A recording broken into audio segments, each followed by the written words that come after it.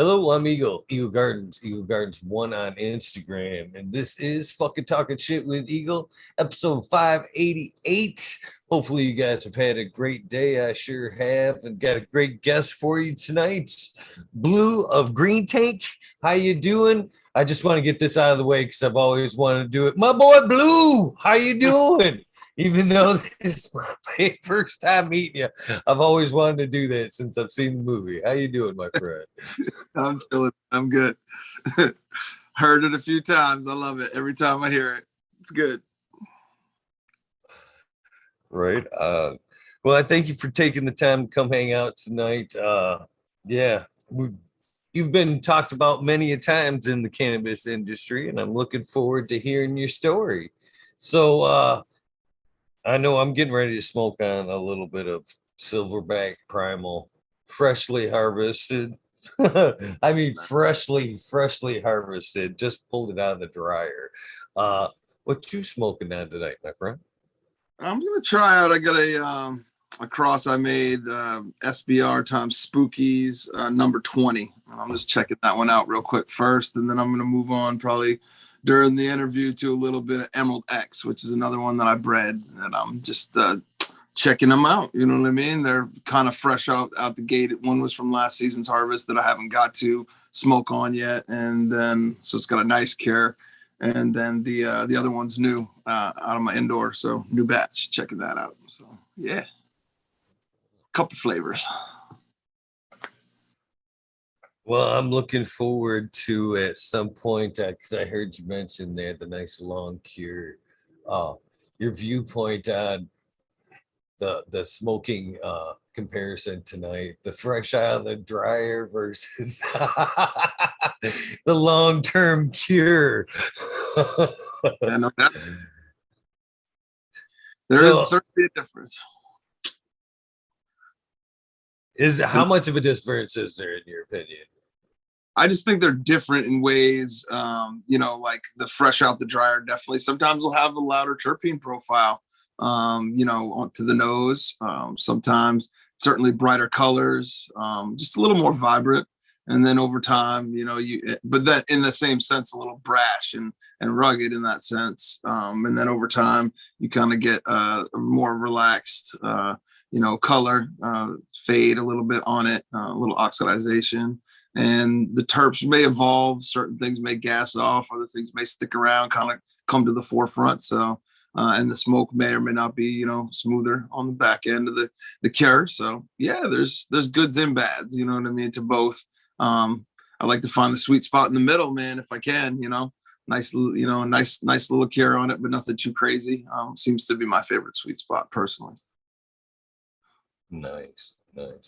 As of late, man, so many different methods as far as, quick drying, the drying machines, the long dry, in the long-term cure there. I think in my mindset lately, I think that middle there, and you got botanist in the title, so I'm so interested and respectful of what your opinion is on all this stuff. The other night, I was I like you were saying, the cure is kind of for me of a more of an off-gassing, and I call it the gym bag effect. The individual terpenes are kind of coming out, and they kind of bind and then kind of sink back into the material there as one kind of blend, if you will, of terpenes. But I think that medium, though, lately is with the long-term dry there, the 60-60 kind of long as you can. I'm thinking that to be like a more or less, I've heard that being described as kind of somewhat of a cure, letting the buds, the sugar leaves kind of come down, surround, keep the terps in, starting that cure process. But I kind of lately think it's more of a dying off or a stress, a final stress, if you will, that's the kind of changing in that last part versus all the different drying methods. I don't necessarily think it's, the material surrounding the buds as much as the plant still dying off and kind of still fighting and, putting some pheromones out in the air, trying to warn the other plants that, harvest is happening or whatever. I think I don't know. Organics is definitely changing my mindset on the way I look at the plant anymore. That's all I could say about that. But what do you think about that kind of theory about it? Just kind of one last stressor, one Yeah, last raw. for a certain period of time that's happening, and then I think there's actual cell death at some point when you start to desiccate the flower to a certain degree, and I think that just kind of depends on how quickly and what environment you have your flower at, you know what I mean, and how whole and intact you have the plant as well. I think you'll get a slower senescence or final senescence with a whole plant, but again, I think there's limits to it. And then what the kind of interesting aspect that pops up is just the moving around of water within the plant and keeping possibly keeping the plant a little more I'm not saying completely whole, but maintaining that capillary action, I guess you'd say, inside of the plant and letting it sort of move water in and out as the natural drying process starts. And I'm with you on the 60-60. I've played with two methods over time, and one more recently than the other, and that is drying it out to a place where I'm happy, and then sealing it up, whole in branches for a time. Whereas in the past, I would probably dry it, and then I would break it down and put it into jars, and then finish that process sealed up. So that's been a little bit different, and I'm still kind of trialing the second one, the first one I mentioned there, which is leaving it more whole, getting back to and trimming it when it's sort of essentially finished, and curing and doing what it's going to do, then manicuring and putting it away. And I don't know, I have a couple different schools of thought on that. I feel like the trichome heads become a lot more, and the stalks become a lot more brittle when they're in that driest of state. So handling it as little as possible is what I like, and that's what I try to do, is just handle the product as little as possible. And I think you can go from a grade A+ product to way down the chain with too much handling, even if everything else is there. So that's kind of been one of my things, is trying to just keep my hands off of it as much as possible. And I do think trimming it when there's a little more moisture left in it, but not the right amount, I guess, allows the handling to be kind of delicate, straight into a vessel to hold it, and then it comes out when it's ready for use, essentially, for my methods or for my purposes. So I like to do the slow and low. I try to maintain it always below 70. I feel like definitely a whole cast of terpenes, the volatile monoterpenes will gas off, start to gas off at as low as 70, depending on the humidity and such. So I try to just keep everything kind of cool and dry, and not too much wind. Just the right amount of airflow has been the sweet spot for me. And I use heat pumps or whatever to regulate the room, and humidifiers to rehumidify the room to the proper, environment. That's how I do it. So, and it works great for me. Well, we already jumped in way ahead of myself here. way ahead of myself.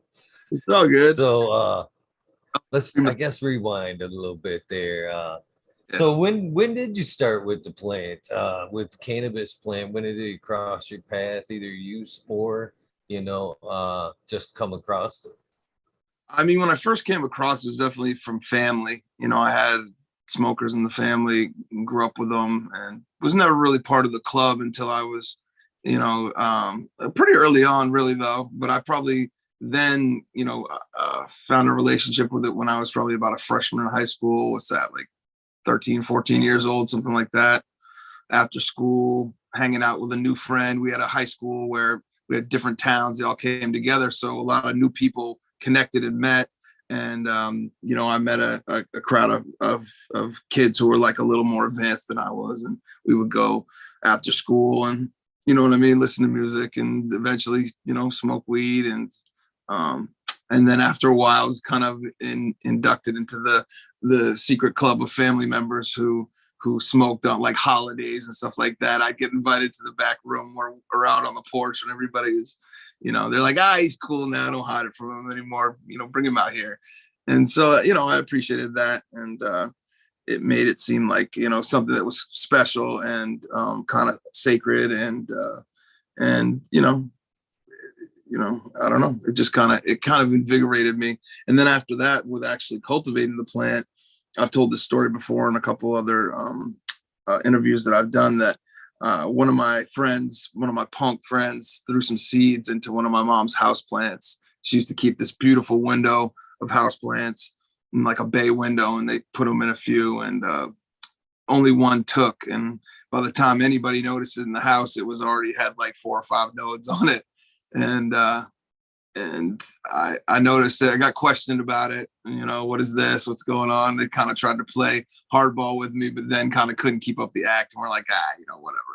And I was like, can I keep it? And they were like, thought about it for a minute. And my mom was kind of like, yeah, you can keep it. And so summer was coming, and I ended up putting it under some lights. And my mom was retired now, but was an estate gardener, and planned a lot of estates in this area, and, you know, did arrangements and big planting schedules and stuff, and worked for a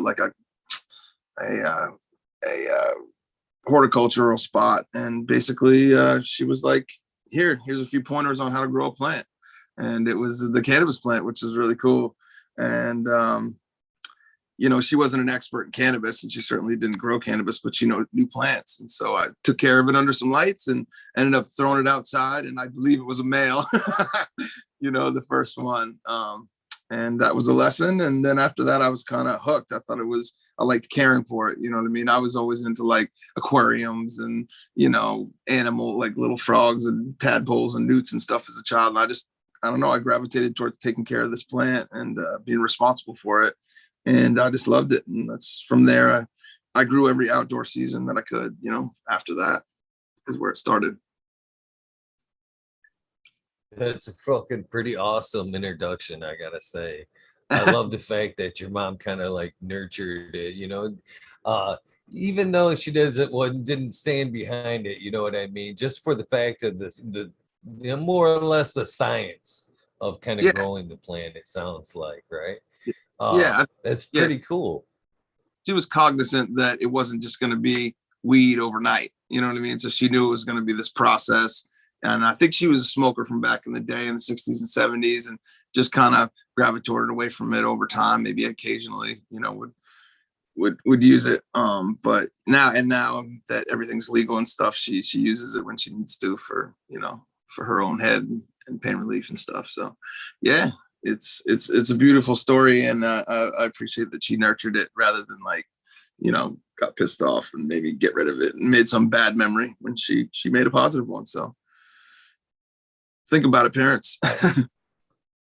I'm surprised that more horticulturists aren't interested in the growing of it. I mean, consumption or not, it's a beautiful plant. It's a beautiful flower. You know what I mean? I think it compares with any kind of rose or anything else out there. It definitely has a lot of beautiful qualities to it. So I'm surprised that they're not naturally drawn to it. You know what I mean? But I think you have a lot of people that are, you know, they kind of have a reputation for something different, maybe, you know. You're right. The cannabis plant is as unique and incredible and amazing as the finest orchid, or, like, you know, like you said, roses or tulips, or some of the most appreciated plants, bonsai trees, things like that on the planet. Like, cannabis has so many different expressions, and it's so fun to combine and to observe that. Yeah, I don't, it's too bad that the chemical makeup of it holds it back, you know. I think Michael Pollan said it best in one of his books. I think cultivars just have that knack to want to grow new things, to be honest with you. Try to, you know, sprout that avocado fucking seed or whatever, just to see if you can do it. You know what I mean? There's just that, it brings that, I just want to see if I can grow it, you know what I mean, out of you sooner or later. It's a pretty awesome thing. It really is. Yeah, and that's a big thing that I've been preaching is for cultivators is like, know yourself and help that guide your style. You know what I mean? Rather than trying to watch what somebody else does and force it. Take little pieces from all the different things that you like and develop your own style. If you're not prone to checking on plants often, automate. If you're not, if you have different habits and tendencies, if you hover too much, then put some kind of mechanism in your garden that allows you to measure and not overdo things. So you just got to kind of, that's the best advice I can give to all the, growers that hit me up, is just like, try to know yourself and what you're prone to not do. And try to match that up with some type of cultivation technique, feeding technique, whatever it might be that fits in with you. So it's important, I think. Great advice. Great advice. Yeah, because I think this should be taught more seriously in schools, to be honest with you, in a high school type atmosphere, right along with anything else and that essential they teach you. I think this could help keep a lot of people in check, their lives in check. I mean, cultivation, as you go further, I mean, like I kind of stated earlier, it just makes you dig deeper into things. It cultivates you as you cultivate. I think the further and further to go, you better and better. It's a better situation, I think. Yeah, hell yeah. And that reminded me of a funny story when you're talking about my first relationships with the plant. Another fond memory that I have is back in high school and I think it was like my sophomore biology class. I had a pretty cool biology teacher, and he asked us to do some kind of like these comparison or trial experiments, and we had to develop our own trial experiment. And mine was like 3 tomato plants. Even back then, back in the day, it's probably because I had been cultivating over the summer or something. I took 3 different tomato plants, and they had this old like 1950s or 60s kind of like little weird isolation chamber in our biology room. And I like broke it into 3 little sections and put different lights in each section. And that was like the variable in between each one. I had like 3 different types of lights on these 3 different tomato plants. And I remember doing a whole project and shit on that. But you just reminded me of that, thinking about how it should be taught in school. I was able to like essentially, follow that model back in high school. It's funny. But yeah. So it sounds like horticulture runs pretty deep in your family, at least second gen, right? I'm guessing. Yeah. My grandfather was a pretty devout vegetable gardener. He used to always have like an asparagus patch and was always out there. And then that was passed down to my father, just the bug of growing things and kind of just being proud of taking care of something and having something delicious and all that, most of the time, of better quality than you could even get in the store. So yeah, he would grow a lot of food, and that was kind of, he was from Massachusetts originally, and when he became an adult, escaped to Maine, but thought that Maine was probably a better way of life after visiting a few times. And so they bought an old farmhouse, and it had an existing garden out back, and he rocked that thing, man. And I remember it, some of my earliest memories of sitting in that garden. I remember they had taken the old stone foundation, and it kind of bordered the garden into 2 sections with a path in the middle, and he'd plant out big swaths of Swiss chard on one side and corn on the other. And I guess he used to grow his weed in the center line, in between the corn and in his little corn patch and shit like that. Like, I've heard some stories. Yeah, so my earliest memories were things like that. So several generations, and then my mom being an estate gardener, just really talented with arrangements, like landscape arrangements and colors and different interests and species. Their house, even to this day, is a cool little, they always downplay it like they don't have enough time to take care of it, but it's a really a killer collection of different cultivars of all sorts, flowers and herbs and little trees and fruit trees and such. It's a pretty cool spot. So sounds like a pretty zen place. It's like I said, it's a very enriching career to have. When you sit back, I mean, as a carpenter, it's you get that very gratifying experience at the end of the project. But as a horticulturist, you get that gratifying feeling when you look at the end of the project, but it continues to thrive and bloom and change into some new stuff as it, lives, which is pretty amazing as well.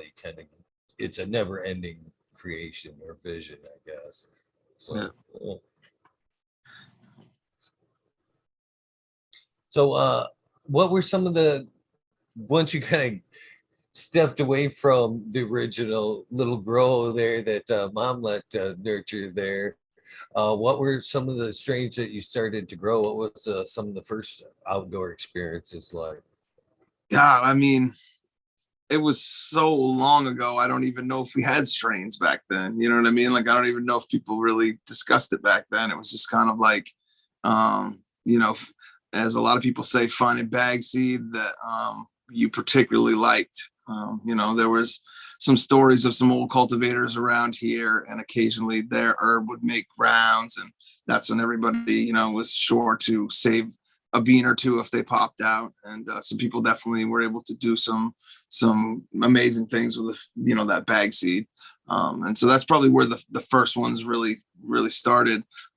So I can't tell you I would know what a strain was. It was before that time really that we weren't so concerned with that. It was either swag or it was con bud, or something in between. That's headies, that's pretty much what we called it. And that was really the only designation until probably I reached about college age, and then things like Ice Princess and Penobscot Poison, and I'm trying to think, the few of them started to emerge that were, I'm trying to think of Willie's Wonder. Those were some of the high school Shiva Shantis that popped up in high school, things like that. But yeah, we weren't too hype on the strains back then. It was just either good or it wasn't, basically. And then through the cultivation, it was a crapshoot. You know what I mean? I was just kind of fumbling through it. I feel like at this point, looking back on it, that I was just trying to get some smoke, and I wanted to just. It was almost kind of like the two things were separate. Like taking care of the plant, it wasn't cannabis until it was done and finished. It was its own thing. It was, I'm still just taking care of something, and then the end finished product, and actually getting to share that with people and seeing their reaction and seeing how it hit them and all that was a whole other thing, you know what I mean? And so that's why I really like it, because I feel like it's a subject that sort of has so many facets to it, and there's almost no end to the variables. And you can always be just observing and learning, and really all somebody who's an OG is somebody just who's had a lot of experiences and compare those experiences to his other experiences. So it's really all it is to me, just experience and wisdom. But it was just one of those things. It just evolved over time, and I honestly took, I feel like in part of my life I kind of took a break from the horticultural aspect, because I was just into other things. I was running around, I was moving a few different places. I just didn't have anything steady where I could have cultivation, but I was certainly always an enthusiast. Hung around New York City for a while, got to enjoy a lot of cool strains back there in the early 2000s. And had some homies that were growers, but never really got put onto that side of it. Just kind of always wanted to have a good smoke hookup.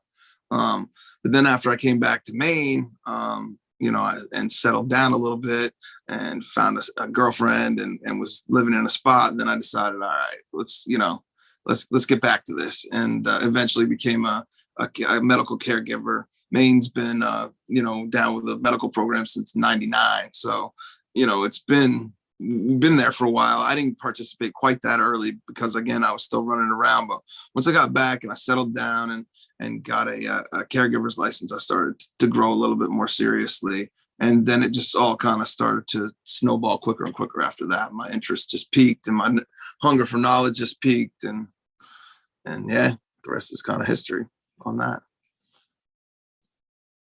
But happy to jump back to any of those points in time and explain a little bit more if you want to know more. Right. So, I mean, when I talk to most people, the growing or the cultivation side actually kind of changes the way they feel about the plant. So that kind of changes things with you because cultivation's always been there. So has it always been, recreational for you, or has it taken a turn uh in how you felt about the plant at some point? Meaning medicinally as compared to recreationally, or is that what you mean? Or Yeah, yeah, basically. yeah, totally. I mean, there was definitely a turning point. Is that some family members started to get sick, and that was huge for me. Cancer was an issue with several different family members, some that were very close to my wife and some that were very close to me. And I was like, I can do this. I started to learn about the medicinal qualities of it beyond just the palliative aspect, just the make you feel good aspect. And and seeing it reverse certain things and seeing it, put people on a better trajectory health wise. And I was like, I could do this. I can cultivate this plant. And so I started doing it, and we started making medicine for family members. And I learned that kind of side of things a little bit, and just what I would consider rudimentary. I'm no extract master or, medicine master, but I feel proud that I've definitely helped my fair share of people get well. And I've had some people that, didn't make it. And I've had some people that are completely healthy to this day and I can still talk to, and that makes me feel good. So yeah, that's definitely fell into the medicinal side. And then also just kind of learning a little bit more that you can fold cannabis into your life in ways that don't really have to do with the intoxicating aspect of it, the recreational aspect, more just the helpful aspect for your body and for your mind too. So, it's been eye opening. And, in this past year, I've been able to open up a recreational shop. And but I treat it with as much revere as I would a medical shop, and that's my focus is cannabis is medicine, and its side effects are happiness, and that's a beautiful thing to be able to kind of make people feel good and make them in more way than one.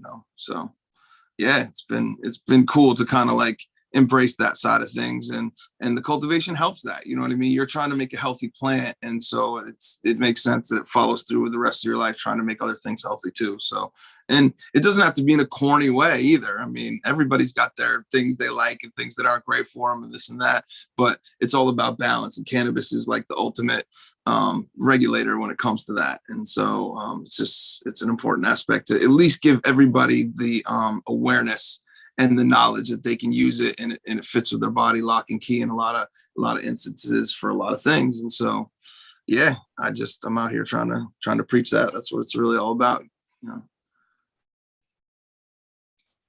Right. I can tell this is going to be a good one, and we'll be going back and forth quite a bit.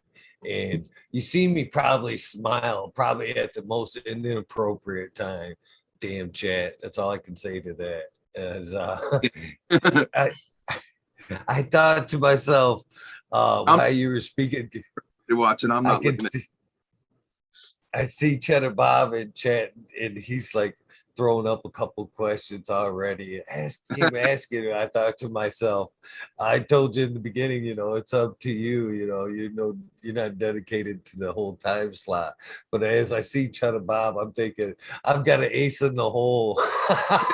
Yeah.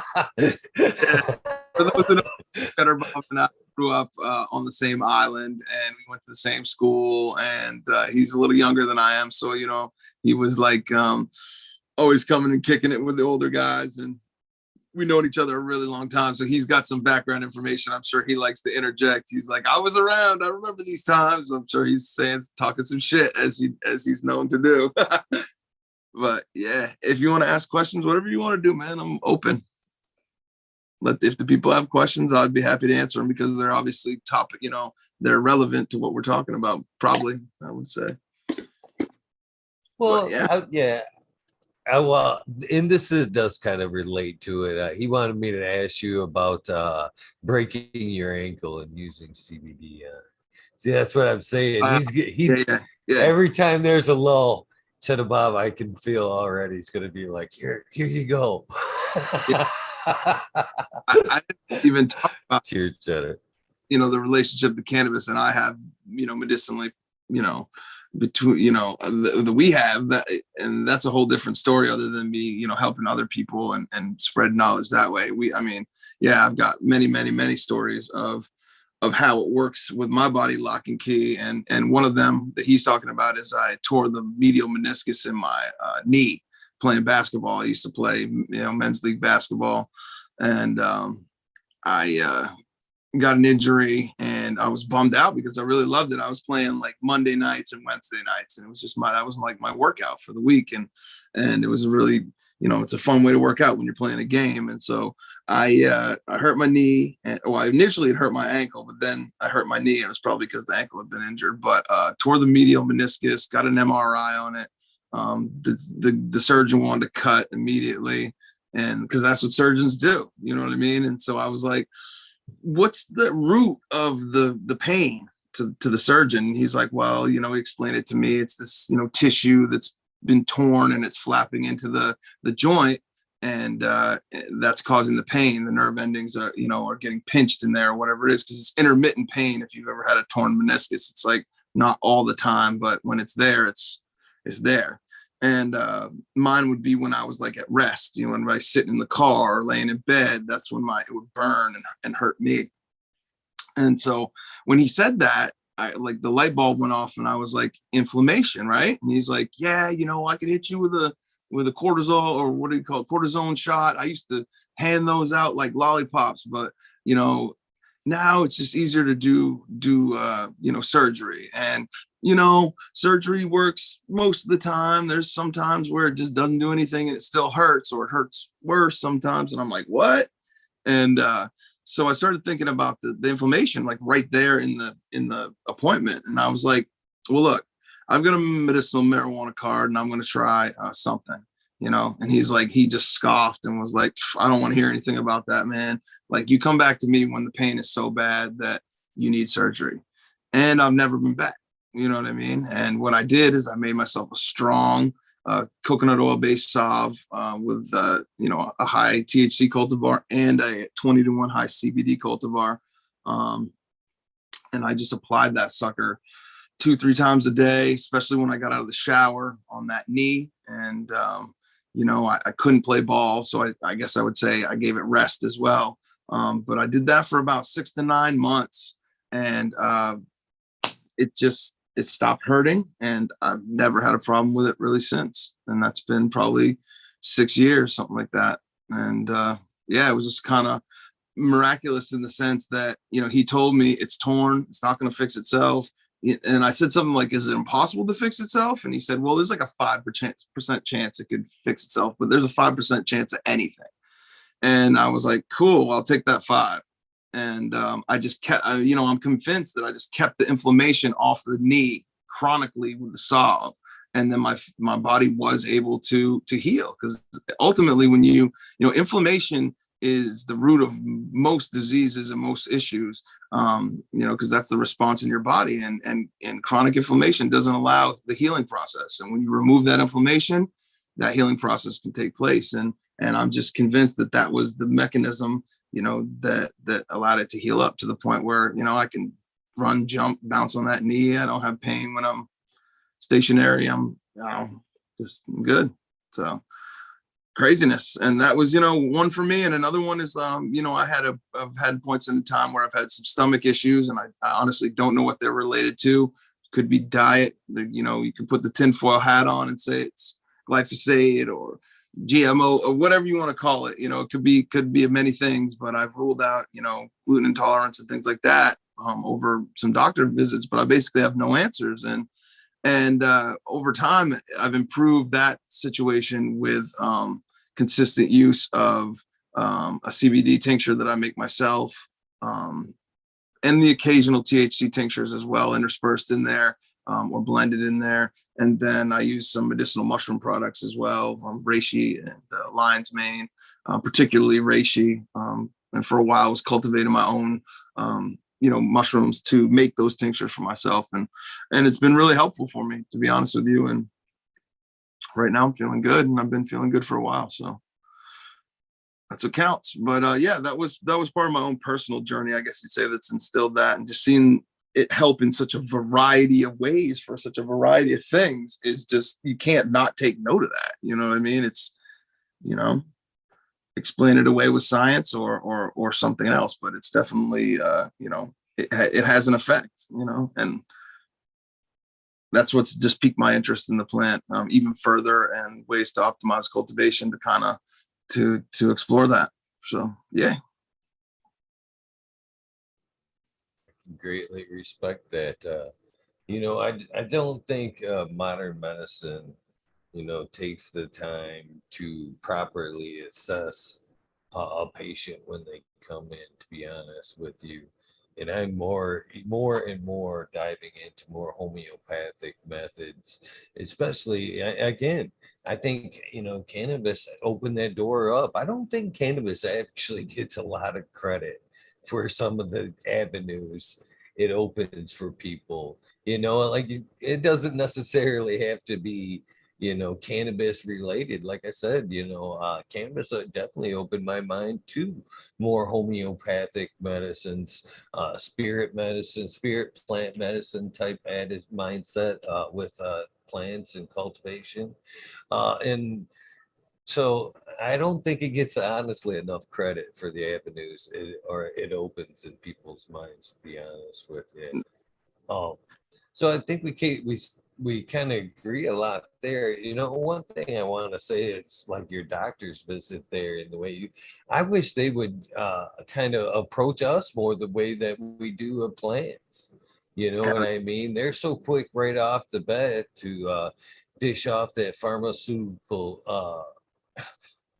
uh, recipe for you to get better. But when we go in, I think they'd be more better to evaluate us to see what we're deficient of. Just like a plant, when we look at a plant, we're looking at what it's deficient in, what it needs, what it has, what it doesn't. And they don't do that with us. I think when that should be one of the things they do right when we walk in.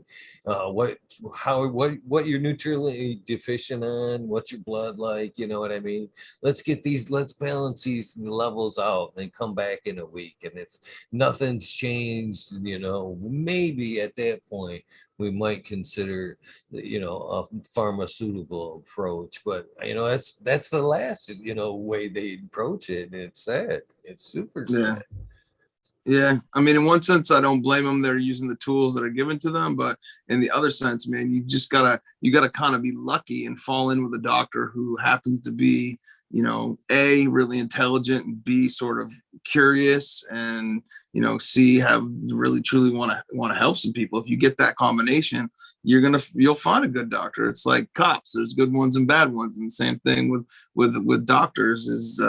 You gotta be lucky to find that house, or that real inquisitive doctor that wants to truly get to the, even if it's just to truly, they have kind of an ego thing and want to get to the bottom of what every problem is. Sometimes that's the kind of doctor somebody needs. If they have something mysterious, you need a tenacious doctor. And yeah, I wish there was more of a process to sort of really interview your doc. I mean, I guess you can kind of interview your doctor and choose who you go to, but a lot of times it's just, convenience or some bullshit, and that you fall in with certain doctors and stuff. I'll be honest with you, I'm not crazy wild about my doctor that I have now. He's just, I feel like kind of mailing it in sometimes, and hopefully he doesn't see this, but it's tough, and that's just kind of the tools that are given to him, and that's kind of the culture or the practice that he's probably in.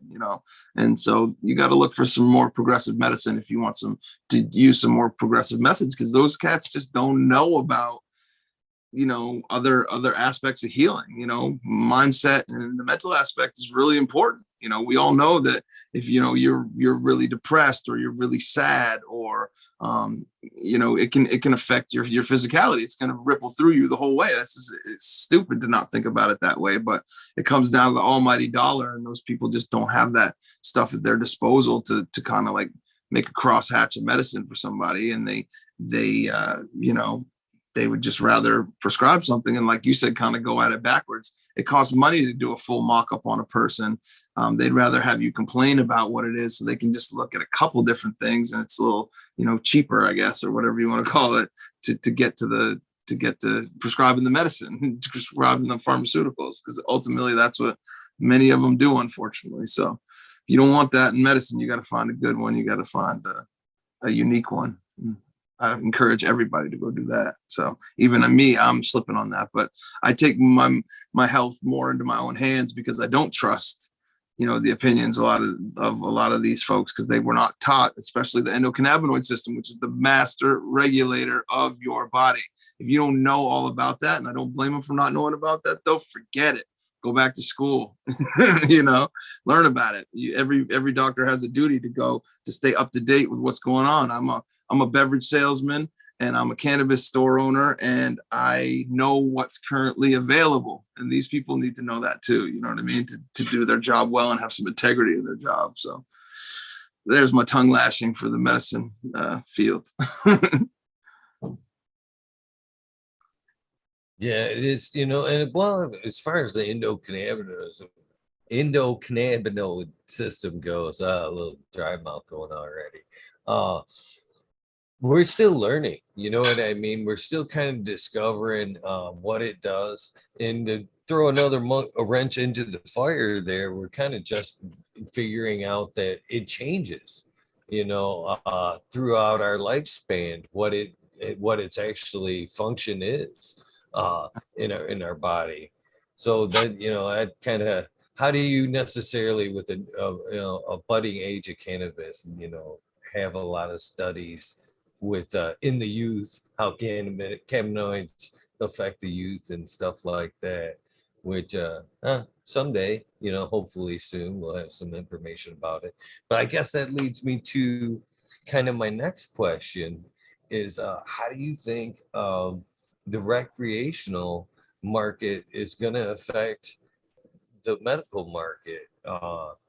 Do you think it's going to really, tie the medical side of things, tie the hands of the medical side of things?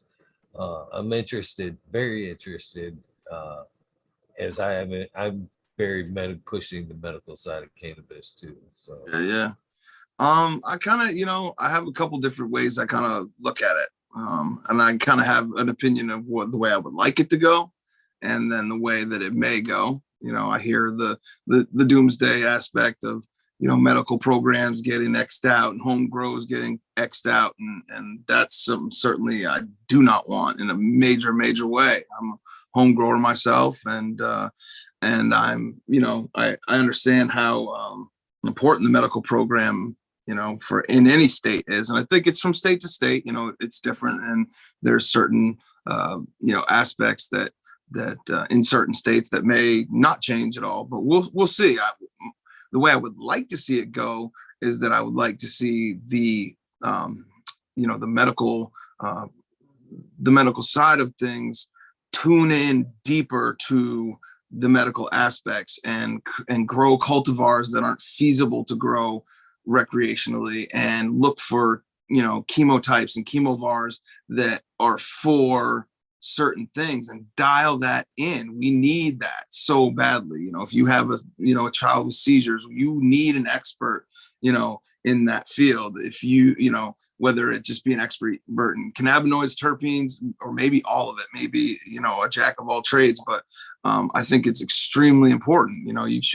I'd love to see whole cultivators focus on one terpene or one terpene profile, turn into like the Osamine King, and like pump varieties out that are high in specific cannabinoids and terpenes to help specific conditions. I mean, I know it's already happening, but I'd like to see that dialed in even more. I don't want it so much to be a conversation between whether it's taxed at this rate, or the bureaucratic stuff is where unfortunately that comes in, and just production models and SOPs and all these things that are really they're helpful to companies, but there needs to be a greater freedom for the people who grow via intuition and who want to chase down rabbit holes and help specific groups and pods of people and types of folks, there needs to be an avenue for that. There can't be this stamping out of people because they think it's some kind of cottage trade that's,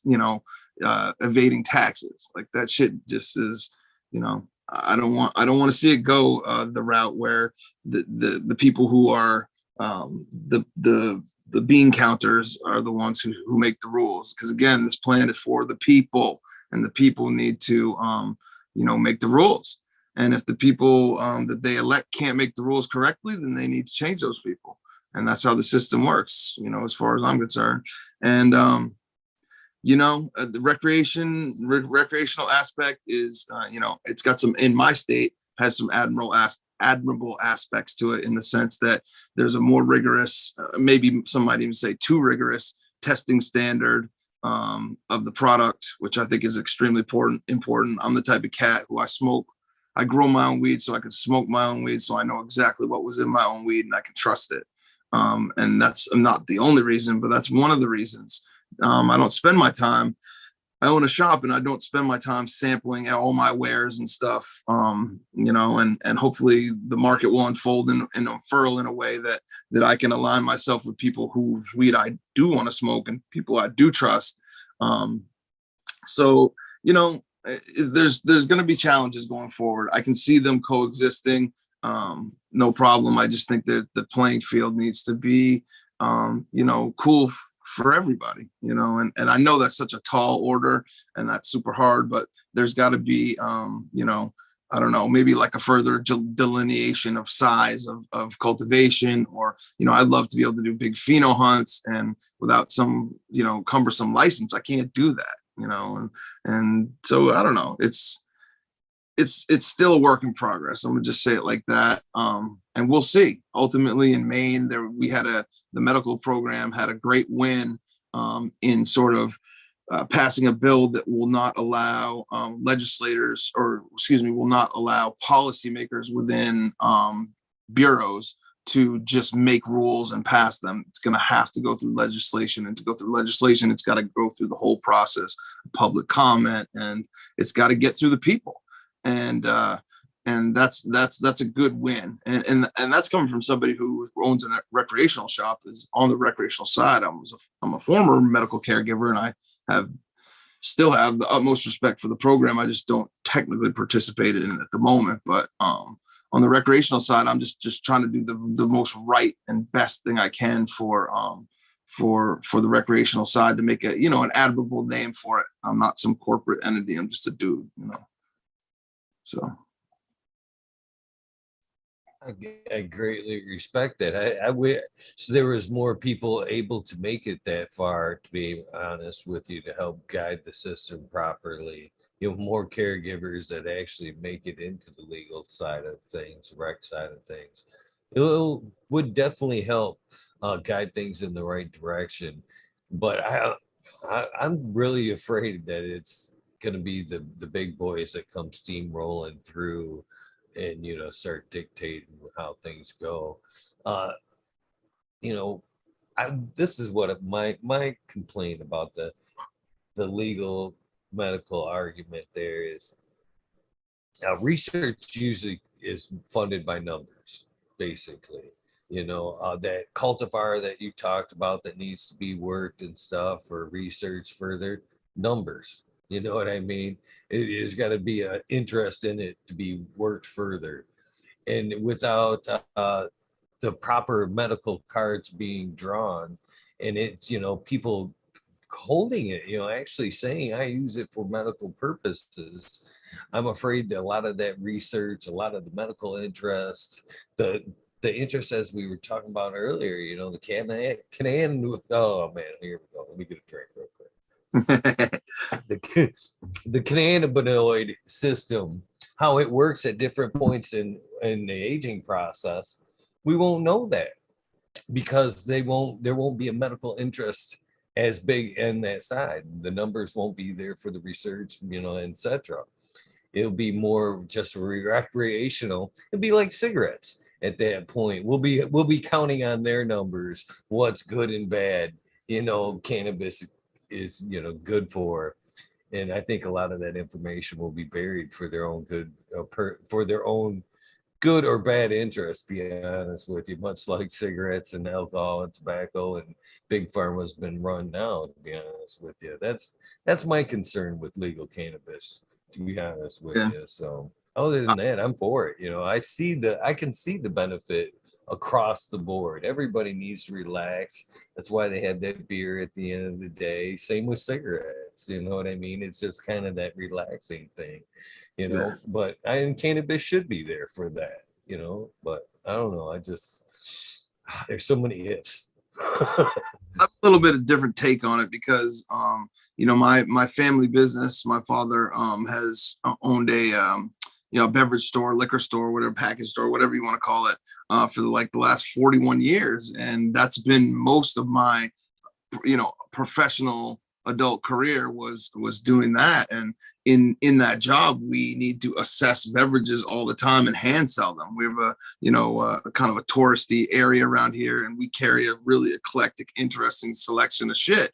And we he taught, that was another aspect that kind of folded in with cannabis now and cultivating, and I think helped me improve on what I do in the garden, was developing the nose and really learning how to discern between shit, and that's a huge tool. And also learning about the mental library, so when I got into wine, my dad explained it to me like, you have a library up here, and every time you taste it, you need to file that away in your library so that when you taste something else, you have something to judge it against, or to compare it to.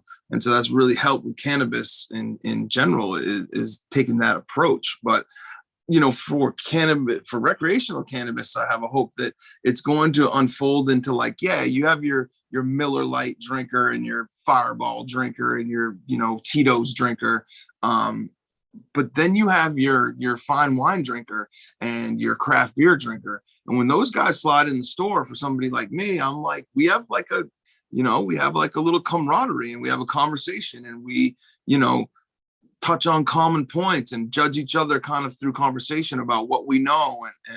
And that's what I hope to happen with cannabis, is that, you got your pre-roll dude who's just blowing one down before work because he doesn't want to deal with work or whatever, but you also have somebody who's walking through the door who's truly interested, and there's an opportunity there to educate them, and not only educate them just on the basics, but if you develop a relationship with somebody, you can develop a pretty deep understanding of a subject, if you have the right shop and the right place you're going to, and so that's my hope for recreational cannabis. And that's the kind of outlet I want to be, is I want to stay up on things, and I want to be able to let people know about, new developments, because we're in a crazy time. We're in just a crazy developing cannabis world, and it seems confusing to a lot of people because it was just this undercover club before. It was essentially and now it's out there, and that does have its whack parts, its terrible parts, but it also has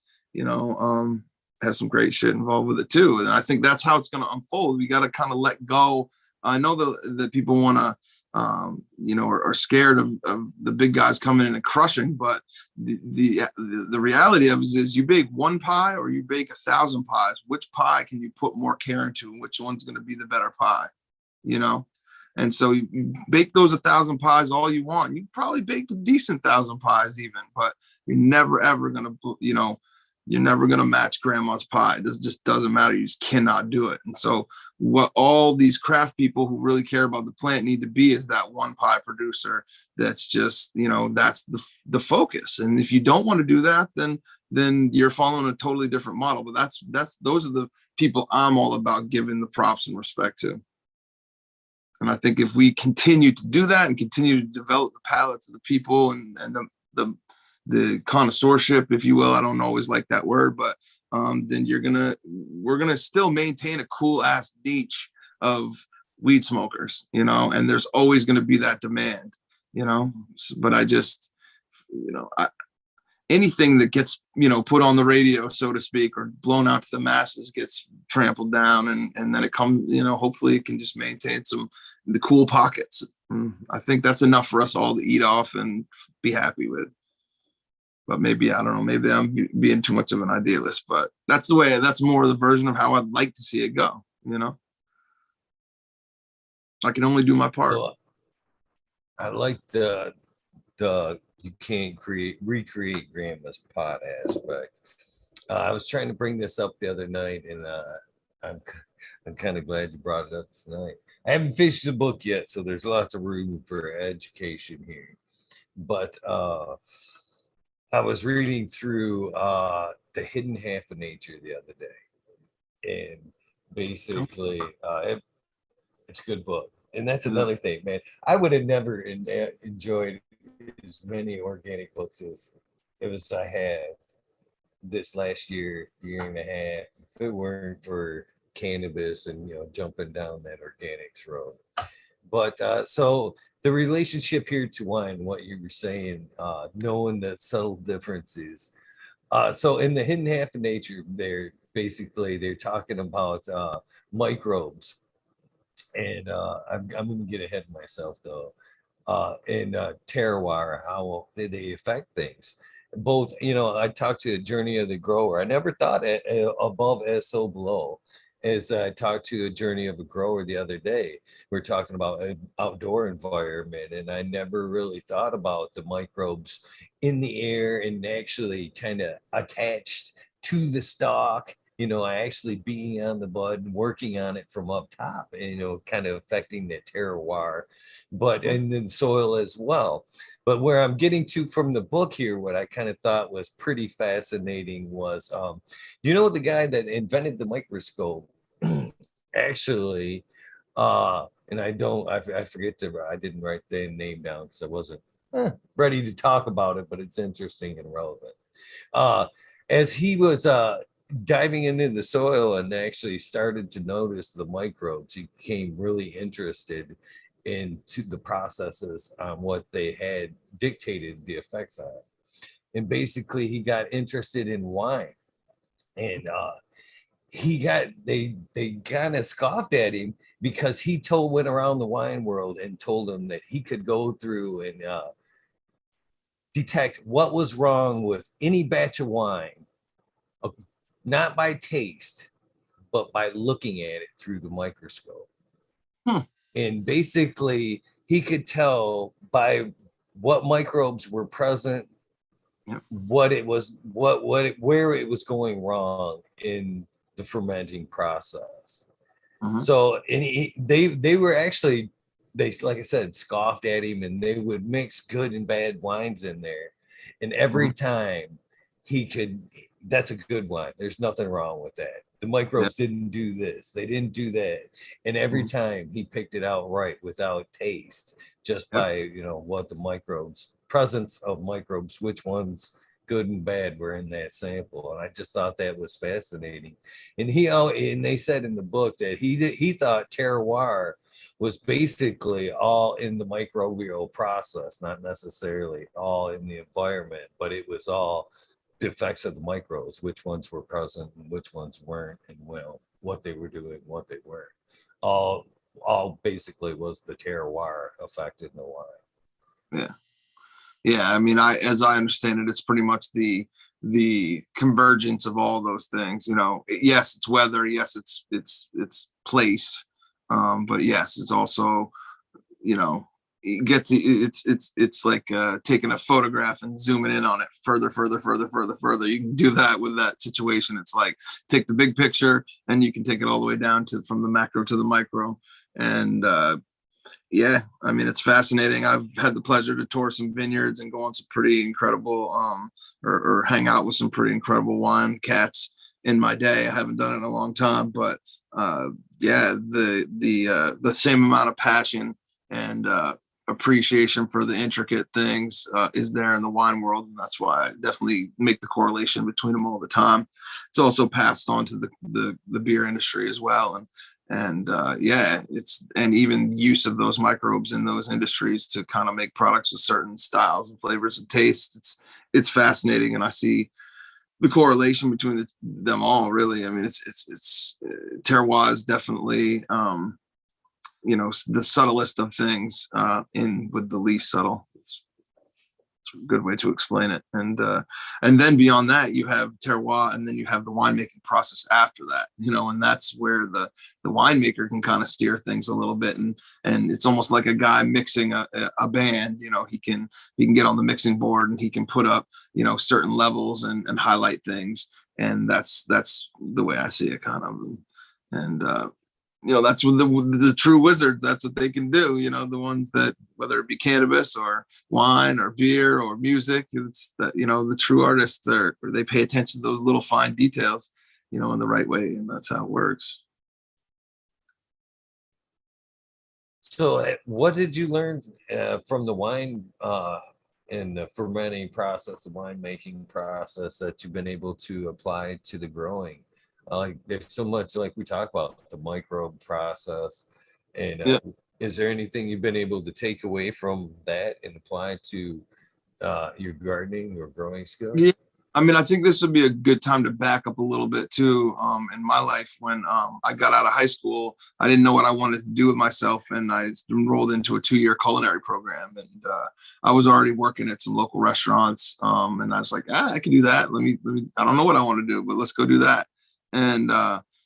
And so developing that kind of skill is what kind of led me towards the beverage and the wine thing anyways.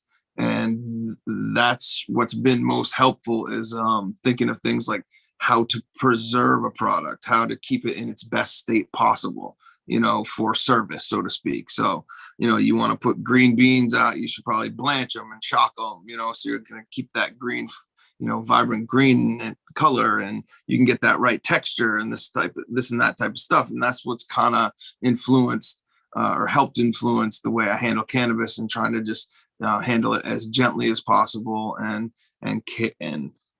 cultivate it with as much care as possible, so that it's it's in its best state for consumption at the time, pretty much. So that's and the same thing has happened with wine, and touring wineries and seeing their SOPs and how they treat certain things certain ways, and when they're doing what everybody else is doing, but then they kind of veer off the path and do what just they do, seeing those kind of like little secrets and tricks of the trade and stuff, and seeing how that's possible with cannabis as well, as long as you control your size, so that you have the freedom to do that little extra process that makes your thing a little bit different than everybody else's. That's important. So I'd say, that was a big thing that I pulled out of the beverage industry. They've been doing this stuff for, centuries in some cases. And hearing about the cellar master in a chateau keeping, super detailed records of what the vineyard conditions were that year. And he's the cellar master. You know what I'm saying? He's not even he's not even in the vineyard. He's not the viticulturist. He's the cat, just the cellar master. And he knows, how much rain happened that year, when bud break was, what this and that, because then he can look back and he can compare that all to the greatest of vintages in the past, and how they came out trial and error wise. They have that record of as many steps as they could, either to homogenize the step or to write the steps down, or write the conditions down. And then they can translate that into what is greatness. And then they can better try to duplicate that. You know what I'm saying? In a lot of ways, that's what my Instagram account is. On the low, like, I started that Instagram account to keep track of what I was doing in my garden, because I can just look back at like a gallery of photos. When you all know, when you're on the other end, when you're on your end of Instagram, you have this beautiful gallery that you can flip through. And so I can say, damn, I grew that Mac V2, and that was, I took that fucker 77 days last time. Wow. Like, look what's happening this time. It's day 70. And, is it ready? Is it not ready? It can be a really great tool, or to like see the timing of when I fed my plants what and how they responded, because, I take it seriously, and I document it and I journal it. It's not just, to like, show it to everybody else, even though that is a cool side effect of it. It's a really dope tool for me. So that I kind of liken that to the cellar master too. So that's, another thing that the beverage game kind of like hit me to, I guess. So I'm a little interested. What are your thoughts on cooking in cannabis these days? Are you interested in mixing the two? I got multiple angles on this for you. Do you think it's a good additive just for taste, not just effect? Uh, Yeah. how do you feel about edibles? Yeah. Um, I I came really close at one point to actually trying to like shoot like a little pilot show for some shit like that. And then I kind of saw a few other shows come out that were sort of like that, and I was like, man, like I guess I don't really need to go there. And I never really considered myself like I mean, I can cook, and so I just figured anywhere you can use a fat or an oil, or a green leafy plant or herb, or any way that you want to influence it, that you can sub cannabis in. And I'm sure there's clunky ways that you can do it, and obviously there's really elegant ways that you can do it. And as a cultivator, I guess I get ideas when I'm cultivating vegetables on good ways that I can use them, because I'm looking at them and I'm observing them like, oh man, this would be so good with this, because I got them all right here. Like I got this fresh basil, man. What if I, sauteed, made a pesto and sauteed the bean, the zucchini in it. Wow, that'd be great. Like, and so, yeah, I've kind of taken that approach. And I came close to doing something like that, or at least just folding in Blue. what I do. But then I was like, I don't know if I want to do that kind of show, and I don't know if I want to put myself out there like that, because I don't know, it's a commitment. Blue. I known Let for me, let me, I culinary. told you I wouldn't cut in, but I gotta cut in on this one. I just fucking gotta cut in on this. All right. First of all, if it's something you're passionate about, you love to cook, why not share it with somebody, the rest of us? You know what I mean? One. Two, just like growing, there's many different techniques, right and wrong ways to do it. You know what I mean? Yeah, Three, there's your likability. You know what I mean? Not to mention four, different recipes. You know what I mean? There's a mm, lot of different ways in cooking that could be very interesting and watchable that isn't what everybody else is doing. Do you know how many fucking versions there is of this show? You know what I mean? Ain't stopping nobody from coming out and doing it tomorrow. You know what right. I mean? Who's to say you can't put out a bigger and better, more watchable cooking cannabis show?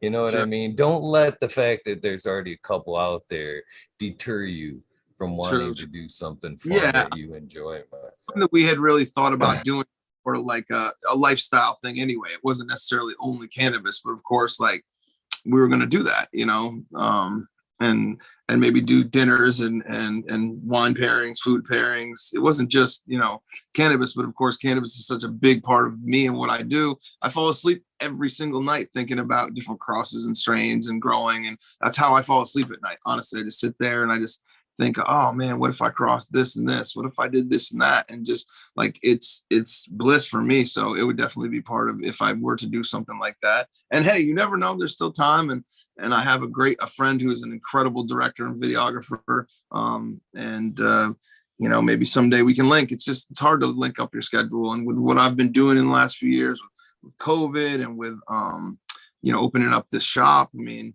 our shop was the first recreational shop in our county. So we got on it. We were on it, like on it. I saw it coming a mile away and was like, I'm going to do this shit the right way. I'm going to fill out all this paperwork and get my ducks in a row financially, and I'm going to make the shit happen. And so those kind of things I'm also part of a music group, and that takes a little bit of my time as well, extra time. So my hobbies are chock-a-block.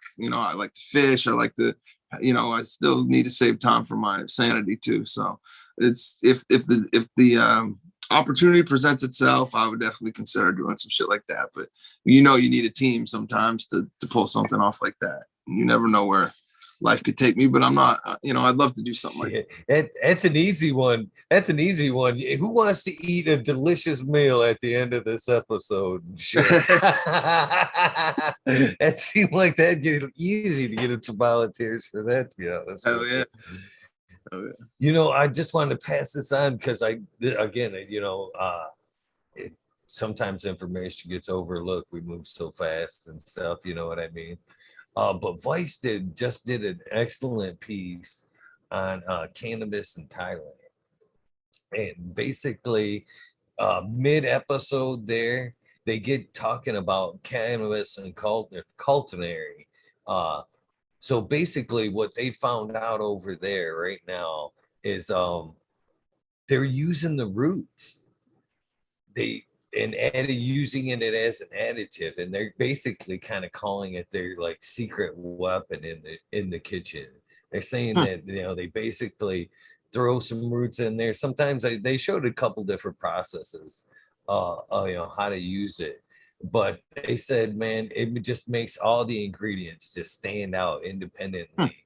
And but it was really neat. It released a chemical glutamate or something. Again, I don't want to quote the wrong thing, Well, but it was releasing. But yeah, go back and watch that episode. It's only like a 20-minute Vice so on it's like can component is like put that, you know what umami is, like the like a savory like richness that you can't quite place almost sometimes. Like mushrooms have a lot of umami, and a lot of Japanese foods do, miso and things like that have a lot of this kind of component that's, it's not sweet, it's not salty, it's not acid, it's not sour, it's umami, and that would make sense that well, cannabis could do that. You're saying cannabis roots, right? They're using. yeah, Yeah, that's, yeah. that's And I forget, it was like they were paying like $900 a kilo for the root to use as a food additive. And they in this episode they presented it in front of like critics, and the critic could pick it out every time. They're like, fan- yeah, this is the one that this they were saying, oh yeah, it's so much better. I can taste this and that is so vibrant with it. You know what I mean? So as somebody that enjoys cooking, I suggest, and cannabis, you know what I mean? You might want to go back and check that episode out. You know what I mean? It was really interesting. cool. I'll definitely go check it out. I mean, as far as you were saying, and I think another part you were asking me about was how I feel about edibles themselves. And I got to be honest with you, just because of my lifestyle, I don't indulge in edibles too much, because unless it's like a real light dosage, or like sub intoxicating, or slightly intoxicating, I'll mess with that. But you know, I don't like cook a lot of my own cannabis dishes. I do cook with fresh leaf though more frequently than anything, because I have it, and especially in the winter in Maine when we don't have any leafy green vegetables and stuff, I will use it in dishes. And that's another thing is I've noticed that using the unders, and a lot of times with LED grows, you get like these almost blanched unders because the penetration isn't as surrounding, so to speak. It's more beaming down, so you get these great canopies, but underneath, if you don't clean everything, you get this larf that has really killer mild profile to it, almost like when you blanch celery or you blanch asparagus or something like that. When the chlorophyll isn't there, you don't get that bitterness, and you still get that terpene expression somewhat. And I've done some crazy stuff with that because it's just so mild. I can't even describe. Even some of the flower that I grew in the greenhouse this year, like fresh nugs and stuff, you just eat it. It's crazy, like beautiful, like texture and stuff. And it's not with every variety. It's definitely cultivar dependent. Some stuff just more leathery, like a tank, and other stuff just happens to be more delicate. And especially like the floral varieties, I find that they're damn near just edible as is. It's kind of crazy.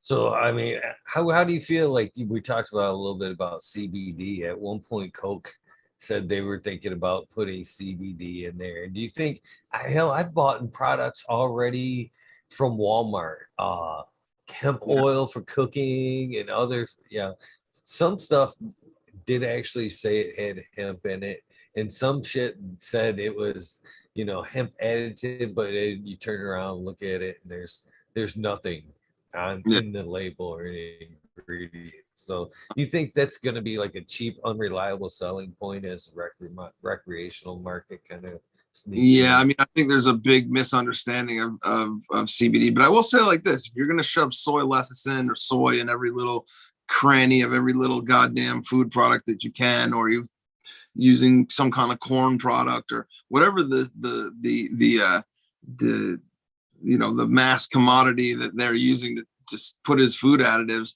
I don't see it. I'd rather have CBD in there, and I feel like, I think a lot of people already know this, but, the livestock and dairy back in the day were in certain areas were definitely fed with a hemp, and those animals ingesting that hemp, they would then pass that on to us through either their milk or eating their meat or eggs or whatever it might be that we were feeding our animals and stuff, and it was beneficial to us. It helps key up our endocannabinoid system. So I wouldn't mind seeing it as a food additive, as long as it was taken a little more seriously and was grown with a rigorous standard, and as long as there is ample, reliable, truly clean sources out there, I don't so much have a problem with it. But I don't think you'll see a lot of other companies stick with it as an additive just to do it, unless hemp becomes some amazing cash crop in this country, which would be great if it did. But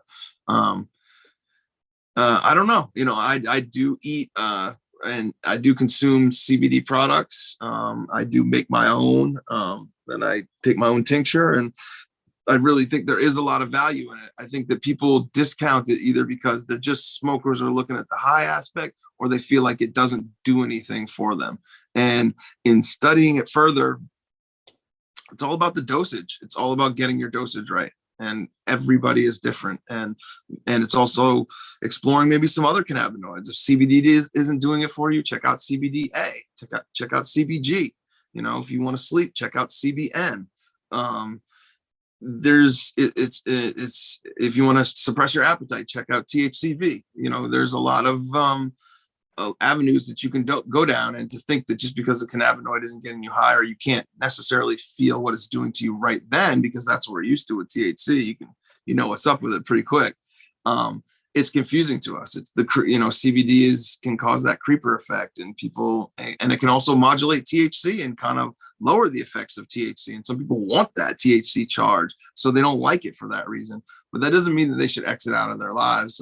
CBDA, for instance, does not interact with THC, so you could fold that into your life without affecting the efficacy of your medicine, or affecting how high you get off of it, or how it makes you feel. So definitely exploring all the different cannabinoids are exciting, and I'm looking forward to those becoming more commercially available. And at my shop we sell CBD, CBDA, and CBG, as well as THC, and would really like to see more combinations of that stuff in the future. So I'm more excited for that than I am seeing it be stuffed into every little Coca-Cola or hype product. It just makes me feel like it's like taurine or something, the energy drink hot ingredient of the week. Like, that's kind of what it feels like to me sometimes. And I think that'll all shake out over time, and we'll be able to find products that people who know what they're doing and are admirable when doing it.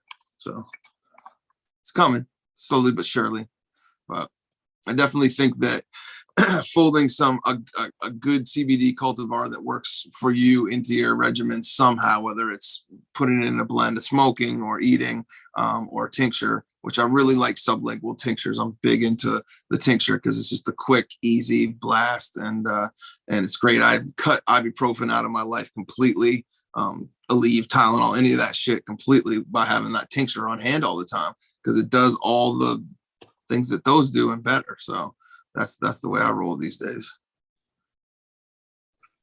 So you want to walk us through your tincture method on how you make yours? Everybody has a different method, and I'm always, I'm willing to listen like any other thing, to be honest with you. And I think my method is probably a little bit unique, and it's probably pieced together from a few things, and it's as easy as possible. Like, that's a lot of the things I do, whether it's cultivation. I just try to keep things simple, because you can pay more attention to each step. And so the way I do it is I take my material and I will break it into a homogeneous, consistency, whatever that might be, depending on whether I'm doing with hand, scissors, whatever my situation is, a grinder, whatever I can do, but homogeneous all the way through, so that you get kind of like cutting vegetables up the same size when you're going to saute them, so that they all cook evenly. And the idea is to then chill that down if you can. I'm going to give you the ideal situation, and I don't always follow the ideal situation, and you don't in this have to in this method. But ideally, and depending on the consistency of the cannabis that you have, whether it's wet or dry, I will put it in the freezer or put it outside if it's cold, and then I will chill down a 80 proof liquor, generally like a vodka, if I can get it, an organic vodka, something very clean, distilled as many times as I can get it, if I can, and I will chill that down to freezing temps as low as I can get it. And then what I use is a sonic jewelry cleaner, and this thing looks like a steam table.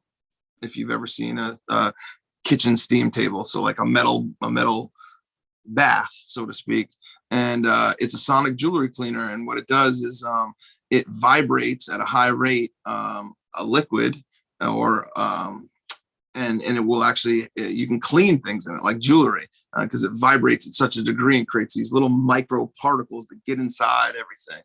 And so the idea is that I'll do a quick combination of the cold alcohol and the cold cannabis material, and I'll run that for it does 3-minute cycles, and I'll do, depending on the results of the first 2 cycles, sometimes I'll do a third round of 3 minutes. And what it's doing is it's literally vibrating the trichomes off of the plant material and then homogenizing it throughout the alcohol. It's breaking those trichome heads right open. And then I will strain it really, really well, and usually put it right back into the vessel that I got it out of, the vodka bottle, and creates this beautiful golden, milky sort of liquid. And if it's a purple strain, sometimes it will create like a rose colored or rosé colored kind of liquid. And then I'll store that in the refrigerator, and I will, bust it off into like 2-ounce tincture bottles, and I will, that will be my medicine, just like that. And it has these fleeting aspects to it because I'm not, and this is my CBD tincture, mind you. And so the way I make it, it's a CBD-A tincture because it's never been heated.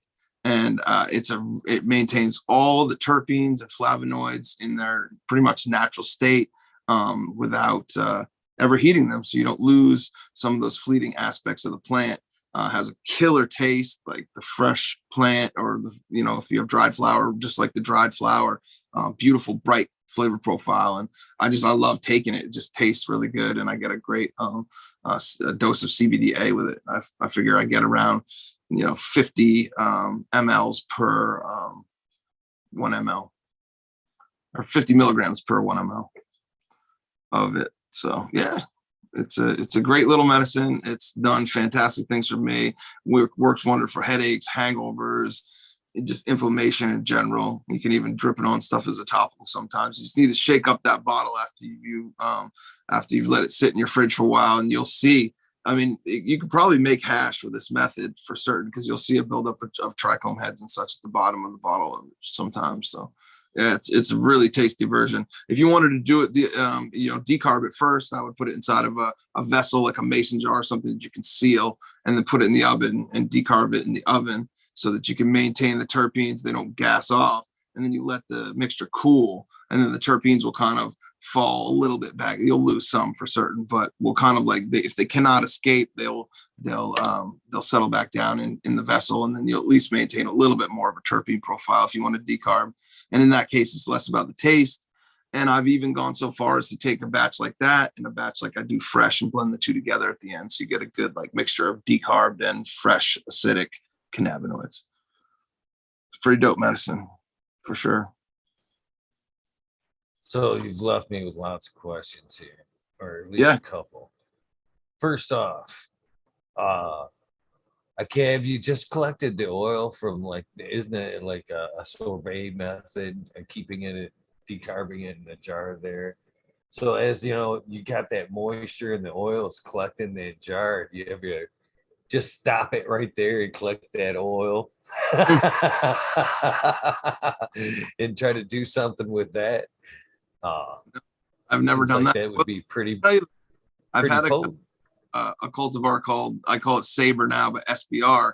And if I can take that off the drying line at the right time, and I can jar that up for a cure, it will gas off pure terpenes, and they'll gather in around the lid of the jar, and sometimes even drizzle down the side of the jar a little bit. And I think it's just really volatile monoterpenes that just during that curing process, they just, I don't know whether it's the vacuum, I don't know what it is inside of it that induces it to kind of ooze out, but it will actually gather around the rim. And I've even been able to take like a knife or a razor blade and go around the edge and gather it all up. And then I'm like, ooh, I'm going to have this crazy dab here. This is when I didn't know what it was. And it was, I smoked it and it was terrible because it was just like the most concentrated caustic terpene kind of thing ever. But I could see mixing it into a solution like a tincture and it would be fantastic taste wise. It was just too intense to smoke because it was just gassed off monoterpenes. It was no real cannabinoids, so to speak. So it's like dabbing terps is, I don't know, caustic a little bit. Like these ones are real floral too, like almost like lilac gardenia. So it was real intense. It was like dabbing perfume. But yeah. So another thing you kind of said is I like the collection method for the tincture. The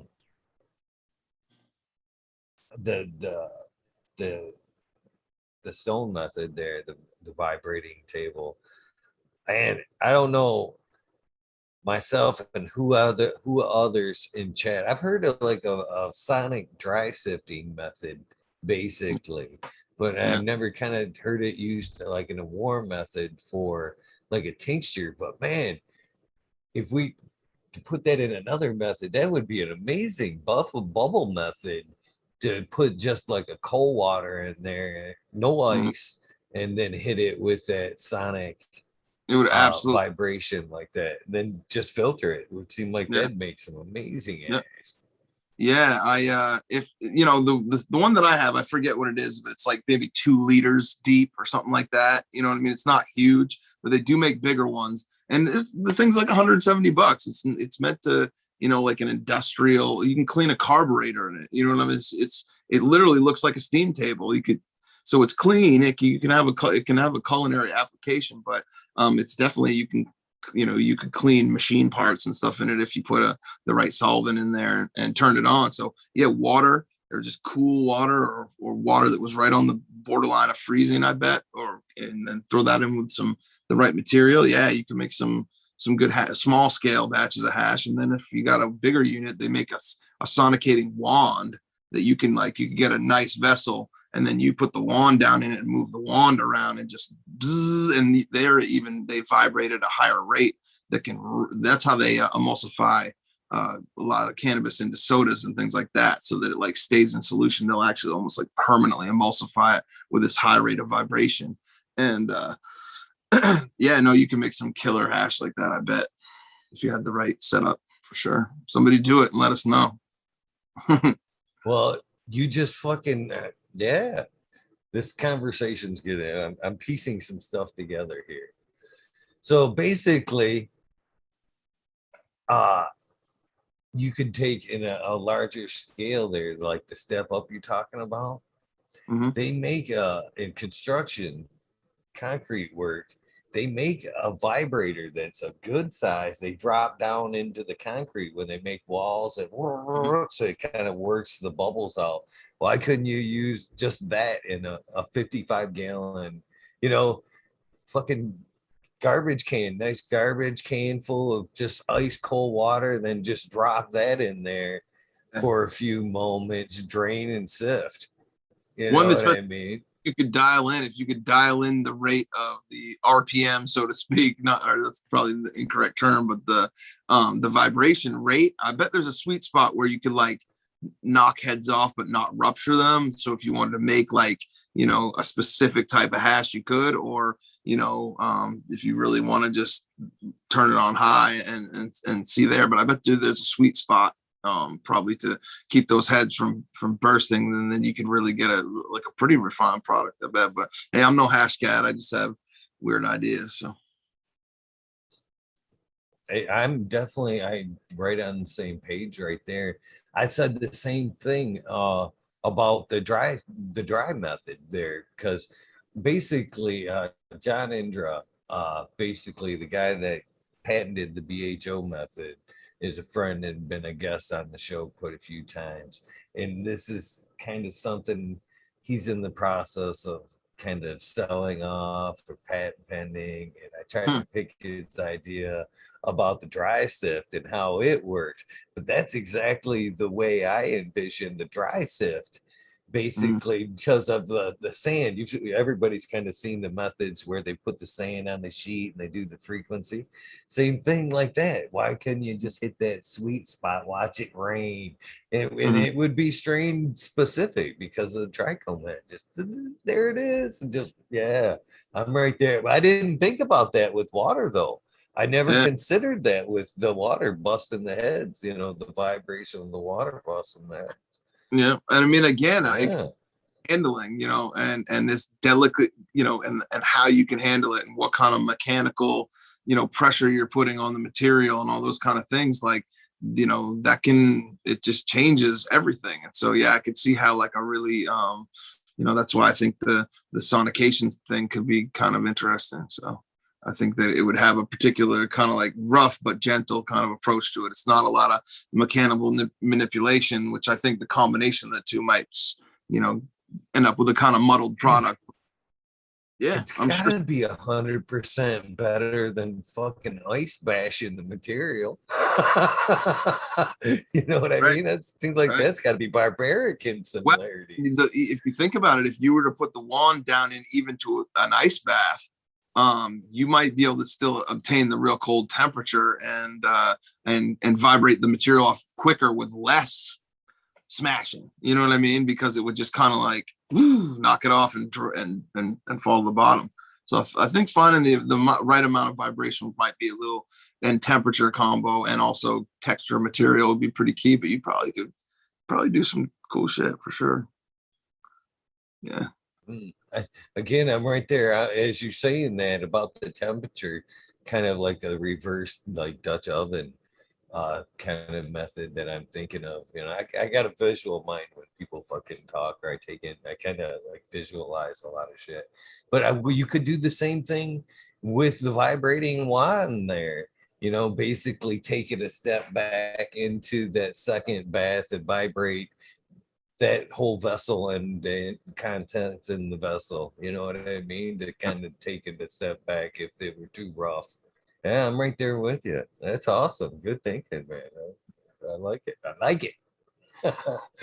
Yeah, I mean, thinking about this type of culinary shit and mechanical type stuff is what led me into avocado tech. So that's and just thinking about getting stoned and thinking about fruit drop theory and those things that I'm always preaching about. Like that's a lot of the culinary aspects and culinary sensibilities and were what made me kind of think of that to begin with, I guess.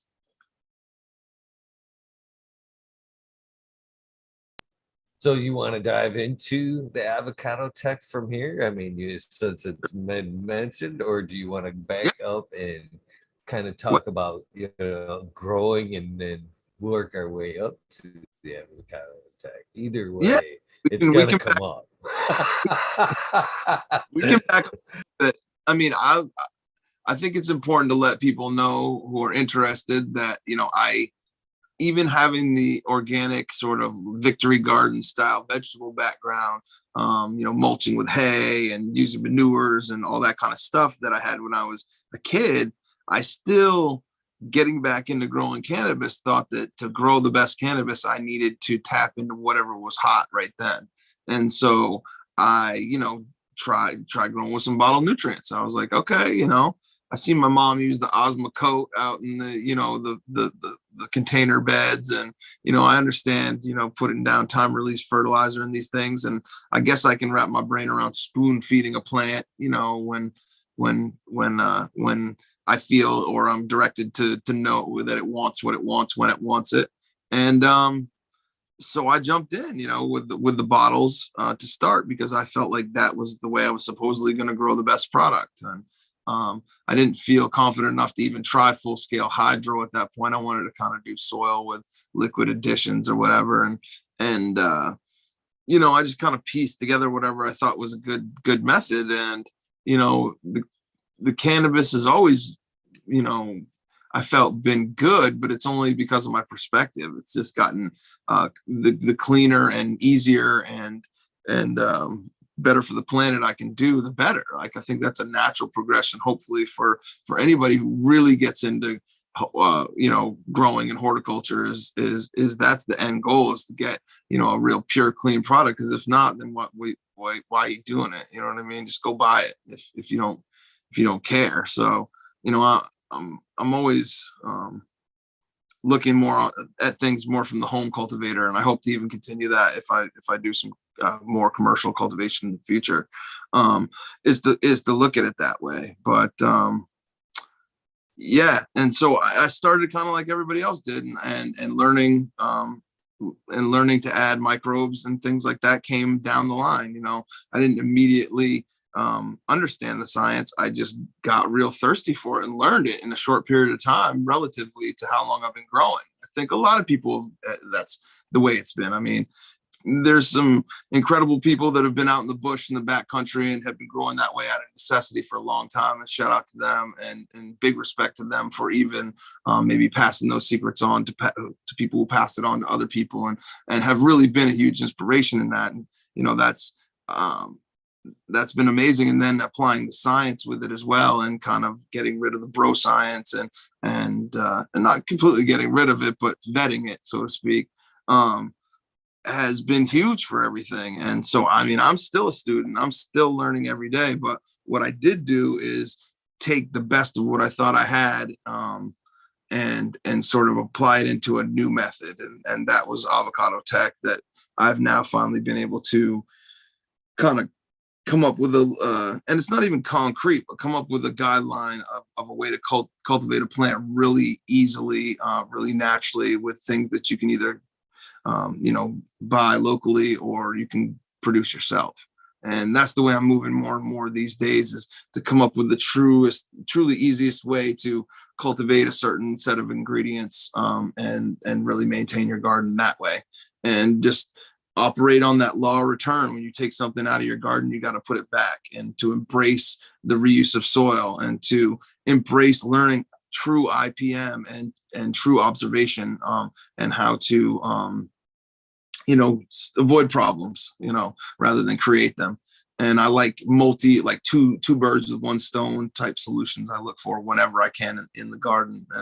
And avocado tech came to me because I started in container gardening inside. It was before I really was aware of beds, or really wanted to deal with the scale of beds. And I started gardening in like 2x4 containers. And I still, to this day, in my personal garden, have those same 2x4 containers. And I'm on my 16th round, living soil in those containers right now.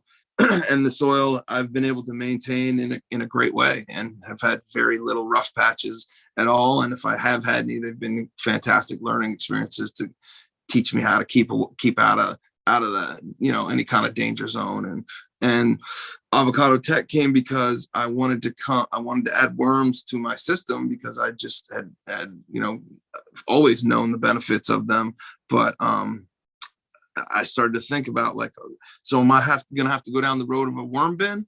And I'm like, where I'm growing, I can't have a worm bin there, and I'm not gonna. It's winter in Maine. I'm not gonna have a compost outside that I can access during the winter time.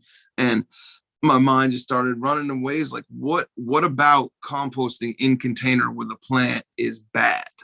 And so I reverse engineered it and looked back. Okay, what do you want to avoid? How can you avoid it? And what I kind of landed on was a controlled surface level decomposition, where worms would come and access the decomposition like a little hut and do their thing, and have it be not so dangerous to the rhizosphere and the area below it that would promote anything that would be negative in the soil system or the plant. I mean, and I started essentially feeding my worms like a worm bin, but near my plants. And part of the other inspiration, and I'll give full props to Blue Mat watering systems, is that when I was reading the pamphlet, getting ready to set up my Blue Mat watering system, it said, you can use what they call a nutrient spike or a nutrient well. And that was like essentially creating, from what I gathered from them, was sort of like dry amendments directly underneath the dripper spout, so that when it would drip, it would, assimilate some of the minerals or whatever you were putting down there. And so I thought, okay, well, what if you put something on top of that so that the worms might want to come up there, and then let the drip cascade down over that, sort of aerate, and then continue to moisten the situation and water everything. And so I tried that out, and I was like, man, eggplant or whatever it might have been. And then I landed on an avocado. And the results that I saw were just like everybody shows, when they start doing it, these balls of worms, just gathering up, breeding, feeding, and then bringing it back down into the root zone, and pooping out all that goodness for the plant to access in an available form. And if not, churning mechanically the ingredients that you've put in to sort of set them, to work them into the soil system a little bit better, and start that decomp, and get them in the system. So it works wonderfully for minerals, for fresh ingredients that are being vermicomposted. It promotes biology. So all those things started to click in my head, and I was like, well, let me start working on what if I added some things into that avocado, and what if the worms would come up and they would either eat it or they would spread it, other things that I wanted, and what can I put in there that won't drive them away, will make them want to come in and hang out. And so I started messing with a few ingredients, added some dust of malted barley, and some dust of kelp, and gypsum dust, and I kind of started with some dust and worked on some different textures, and just kind of did trials. And I started to realize that I could feed my plants full cycle this way. I didn't need to do much else. And then I said, well, shit, let me do this for a while. Let me just try to feed my plant in this method. Let's get away from all that other shit. But let's try to take into account what my plants need, and somehow provide that in this method. And that's kind of where it just took off, was me trial and erroring it. And early on, a few other cats were like, wow, okay, I kind of see what you're doing. Let me start doing it too.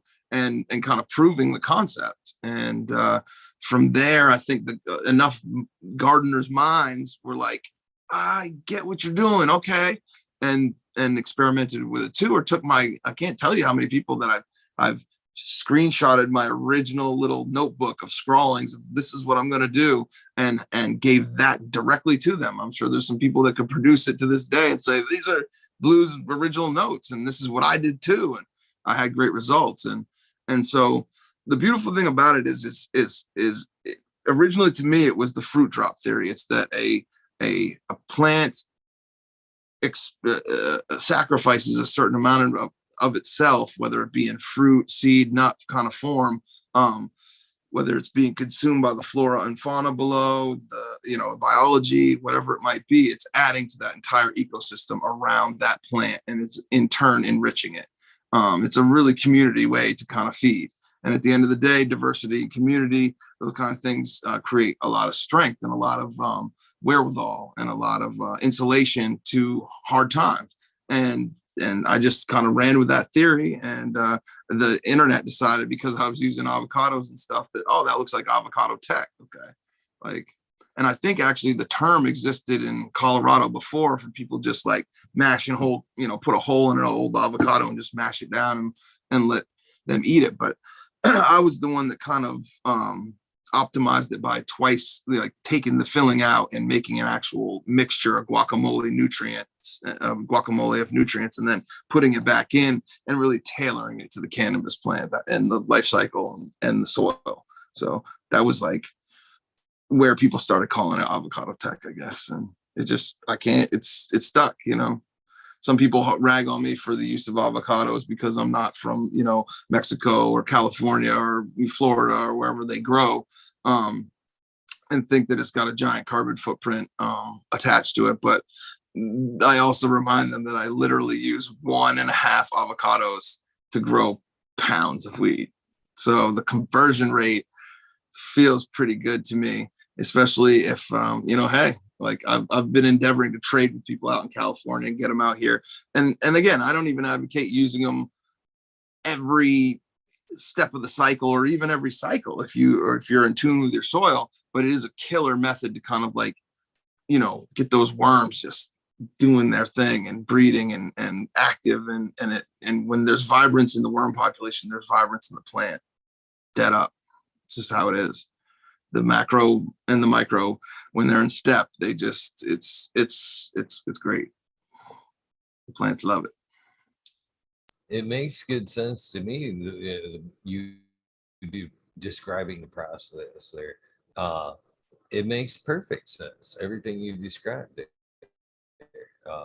Well, I mean, so I like the way you said a couple of things there about the bro science, and then being vetted, if you will, by science. That was probably the best way I've heard it presented, to be honest with you. There's but one thing I'm trying to advocate for, and I directly, I don't want to steal the terminology, because I borrowed it straight from mycology world, and that is I wish we could get away from the term bro science and interject citizen science. Individual people kind of just coming forth with as much information as we can, because I think kind of bro science in a lot of ways is taking a bad name, and I think it's kind of shitty, to be honest with you, because we're all coming kind of just like you're saying, stumbling across, putting pieces of the puzzle together. And this is my defense of the bro science. And again, I'm not taking anything away from anybody that's ever come up with anything. I just, in my defense of bro science, and this is because there's so many people kind of knocking on it. Well, it needs to be, you need the white paper, some scientific, something to back it up with. And this is my defense in the bro science. I think at some point we start trying things that just kind of make sense to us, and it works well for us, so we keep doing it. And when it comes to like the documentation side of it, I think somewhere in the back of our head, there's that voice that kind of holds us back in a lot of things we do. You know what I mean? That idea, this is such a fucking good idea. I can't be the first person that's thought of this. You know what I mean? So you just don't necessarily start documenting, what you're doing and whatnot. But in reality, you are the first fucking, you know what I mean, kind of person to put it together. You know what I mean? Right. So why should that be discredited just because, you know what I mean? At the point of conception, the idea there, you didn't necessarily start documenting the changes, throughout the history of your, so I think a lot of good stuff comes out of the citizen science. Yeah. I'm with you, man. I find, the term, I can't help it. I find the term bro science a little offensive, only because I feel like at certain points I've been there are, and I think there's cultivators out there today. There's dudes in the chat probably right now who think that what I do is bro science. But the long and short of it is that I took a lot of time to research the science behind what was making things work. And that's very important. And now even some of the aspects that I didn't understand how they necessarily worked are slowly, being vetted, if you want to use that word, due to people, figuring other aspects out, how, redox and enzyme and amino acid interplay and all these other things that, are important. And the only thing I haven't done is really dove into analyzing, let's just say analyzing the content of what I'm putting in there, and then analyzing its effect, whether it be on the plant or the soil system through soil testing. But I also am adept at observation enough to know when something's having a positive or negative effect. I mean, that's part of, I guess, being a sound cultivator. And I consider myself at least a sound cultivator. I think that I'm happy. I'm not worried about putting that stuff in front of the scientists, because I know that what I suspect is there. Like, I'm looking forward to doing it, though. I've had some great offers. Leighton Morrison offered to look at a sample, which I was really humbled by. There's a local soil scientist in Maine who I'm going to start working with, because I didn't want to send soil samples halfway across the country, because I feel like there's fleeting aspects in my soil, what's going on underneath that pod right there, that can't be necessarily measured precisely, a few days out or whatever it might be. And so I love to eventually get on the microscopy tip myself, and start, looking in there and seeing at least how much microbial. I mean, I know there's a lot. The pod is literally bustling. Anybody who's seen any of the videos, and if you haven't, go check out my Instagram account, same tag I have here at Blue Earth Marine Tank, and just show time after time just not only the amount of activity, but the variety and diversity of activity that you can cultivate by having this little hub of decomposition going on, just trying to maintain that. It really allows things to exist in your system that wouldn't be able to otherwise, and a lot of people say, why don't you just mulch? Or why don't you just, aren't you just mulching? Or aren't you just top dressing? And yes, I'm doing all of those things, but I'm combining them in a way to kill two birds with one stone, so to speak, and benefit the system in more than just one simple way. It's taking the principle of literally the fruit drop theory and how it enriches the environment around it. And I think that's its own thing. It's not just yes, it's mulching. Yes, it's top dressing. Yes, it's decomposing and vermicomposting and top irrigating and it's doing all those things. That's the idea. So, and the idea that it can't be used on that it's like something for a tent grower is just not true. I have a farm hitting me up this year that's going to implement it full scale, and there's some joints out in Colorado that have been using it with success. And again, if nothing more than to just maintain the biology in the beds, and make sure that life is just vibrant and popping. But again, and once you really get into it, you realize that you can optimize it, and there's a little bit more than a benefit than you might initially realize, than what you see on the surface, so to speak. So again, you're kind of leading me into my next questions about the mycelium, the micro count, the microbial count. Tongue tied tonight, jeez. I think there's a lot of great things that tech could offer to make things explode on their own. And again, I love the idea of the worms coming up and taking the newly produced microbes on the surface there and taking deeper down to the root zone there, all full of enzymes and whatnot to help that zone just explode. It makes perfect sense. So when you talk about like mixing the stuff into with the avocado there, is microbes part of the recipe there, mycelium? Absolutely. And then my next kind of question is, again, I don't mean to cut you off before you answer, but they fall along the same lines. Can you incorporate kind of like a jadam approach to it, to where you've just kind of cut the avocado in half, leave it face up, maybe for a day or so, let it brown and suck up all the stuff in the air, and then put it face down and create like a mycelium mat before the worms start kind of attacking it and taking it down? Does that work like that? Am I envisioning it somewhat correct? Yeah. A short rundown on that is you can absolutely do that. A lot of times the avocado can come with a nice ambient culture on the outside of the skin, but you can absolutely inoculate it in any which way you see fit, purposely or not even on purpose, by waiting and using it after it's already started to rot. You can use IMOs. You can go out in the forest and collect your own. You can transfer container microorganisms or indigenous microorganisms via the avocado tech from one soil system to another, one container to another. So it's really handy for that. You can actually use it as a method to transfer worms from one container to a new one or to another, because they gather there so frequently. But not only worms, I use them to collect. I've given Stradiolalaps scimatis, the Hypoaspis mile, also known as. to other friends by flipping over that area and just gathering a handful of soil underneath it and getting hundreds of them and just passing it to their soil system. Again, do that with caution, know who you're dealing with, know what's going on. But I have inoculated the substrate with mushrooms. I've continued to feed the fungal life with that method.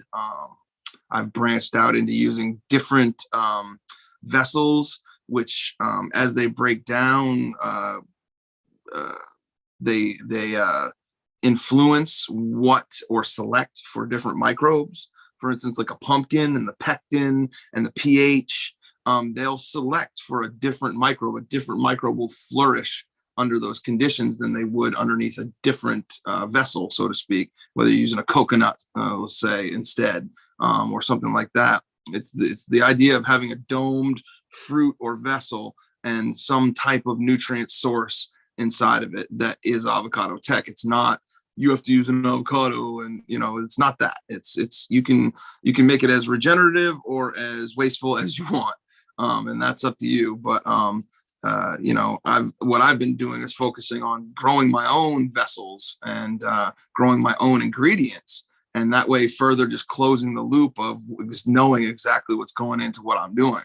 And so that's just been one of my focuses. But yeah, I mean, you can jadam it up. You just, unfortunately, at this point, there's no exact recipe book for all of those different things. And there is the methodic grower that will hit me up and be like, how much of this do I add? Or how much of that do I add? And that's where the intuitive farmer, kind of excels. And the person who needs massive direction, maybe might not get so creative, but it's like playing sheet music or freestyling a jazz solo. They're still both music. They can still both be beautiful, and they can still both be dope. And so that's what the beautiful thing about avocado tech is, that you can attack it from a super creative way, or you can attack it from a super safe way.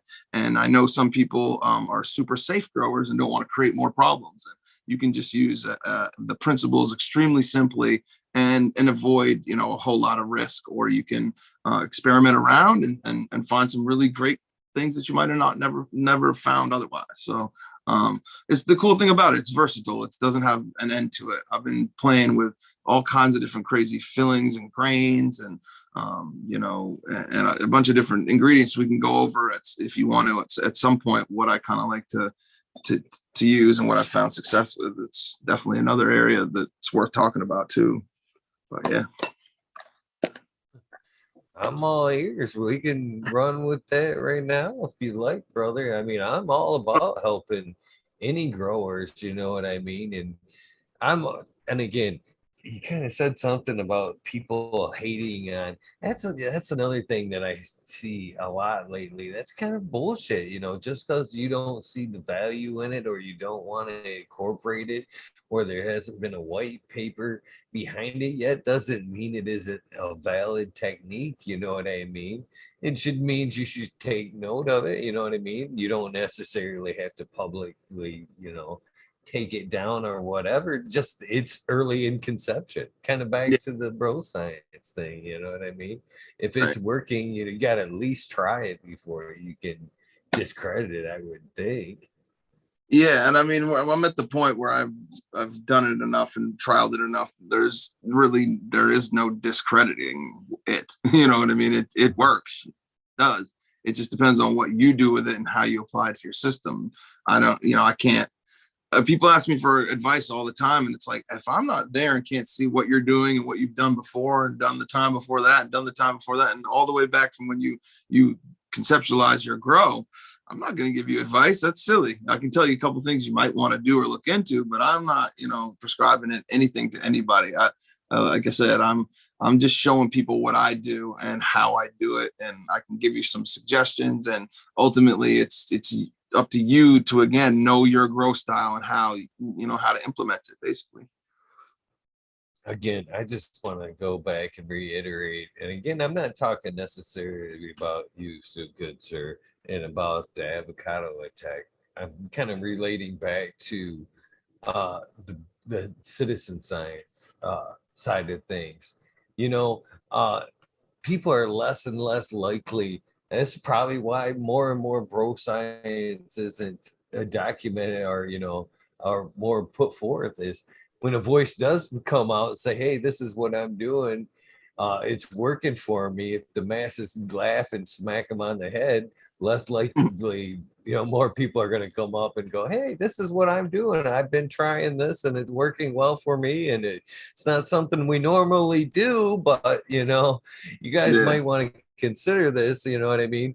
It's less likely to happen if people are quickly to discredit shit right off the bat. Yeah. That's why I feel like I have more work to do. You know what I mean? I think if people don't see the value in it, then they just don't fully understand it, or they're already committed to another method that addresses similar things that Avocado Tech does, and they're committed to that method. They're invested in that method, and they've either, literally invested in the method, like big composting operations and things like that, and they understand it and it works for them. And I'm not telling people convert over to this is the best method, blah blah blah. I'm saying this is a viable method to feed your plants and honestly grow some pretty outstanding cannabis in the process, because I've taken the time to trial it, to run it, and tailor it to the cannabis life cycle, and the suggestions that I feel like I give are helpful to that. And that's all. I mean, I'm certainly not dogmatic that I'm the only way to grow or whatever. And the cool thing about it is I feel like you can toss what I do in with almost every other style, because the idea was to keep it simple and to keep it to keep it low risk. If you're doing what I'm doing in a soil system, you can, if you do the right things, you can keep it extremely low risk, trial it out, see how it goes. If it doesn't work for you, hit me up, ask me a couple questions. And 9 times out of 10, the FAQs are it turns out that it's the texture. People have either mixed cement inside of their avocado, or something that's not appealing to microbes or worms, and other than that, I usually see pretty rapid decomposition, and I've seen a lot of people's soil either spring to life or become more vibrant than it has been before.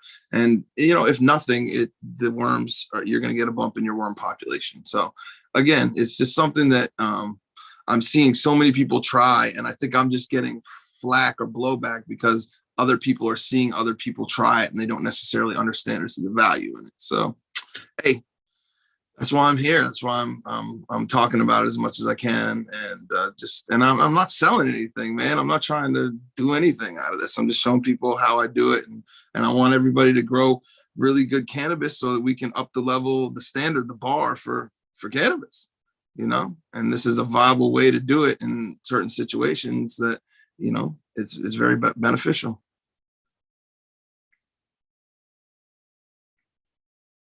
Nothing but support for you here, brother. But I think that's the laughable part of it, is that, you're just trying to put forth good information, not selling nothing. And then, it's still the blowback. You know what I mean? I don't know. I think it's, you see somebody that maybe is not your style of person, and I'm probably not for everybody, just like nobody, people are have their own vibes, and they don't want to take information from people sometimes, and they want to if they see them, the same folks historically were the last person that were lighting their house with a candle. Generations before that were afraid of fire. You know what I mean? Yeah, I'm just trying, I try to preach common sense in the whole thing. I'm not trying to, get everybody to follow me like, a cult or some bullshit. It's just that it works, and especially works for a large segment of people who are like, getting into this living soil thing, and it's a visual result you can see and feel, and that's the cool thing about it, is if nothing, it sparks people's mind to travel more of that regenerative route. Like, yeah, if you have a large piece of property and I have all kinds of infrastructure, then play with large scale aquaculture and large scale composting and thermophilic composting and all that kind of stuff. Yeah, I mean, of course, but this is a method where if you want to keep it contained and simple, but still get that benefit, that you can rock it. So yeah, that's pretty much what I've been preaching on all the shows that I've been jumping on, is just trying to explain the science of it, and then just explain the benefits of it, and like what how organic and how regenerative you want to get with it. The choice is yours. Of course, I advocate being as closed loop, just out of the challenge of it. Try to be as low energy and as good to the planet as you can be, and still grow the best fire. That's just a challenge. Why not? It's good karma. So Blue, smoke with me here, brother. Have you mixed it up? Are you smoking? I don't think I've seen you hit anything in a few minutes. I've been puffing right along. I'm smoking on this Emerald. No, sorry, this one's Emerald X is the cross. It's very fuely and like, I don't even know, like toe jam licorice cheese. It's crazy. It's funkster. Right. I haven't smoked much of it now, so I just took about 3 pulls off it, and it's it works. So I've been digging this right here. This has been my jam, man, for tasting my flower. The PAX 3.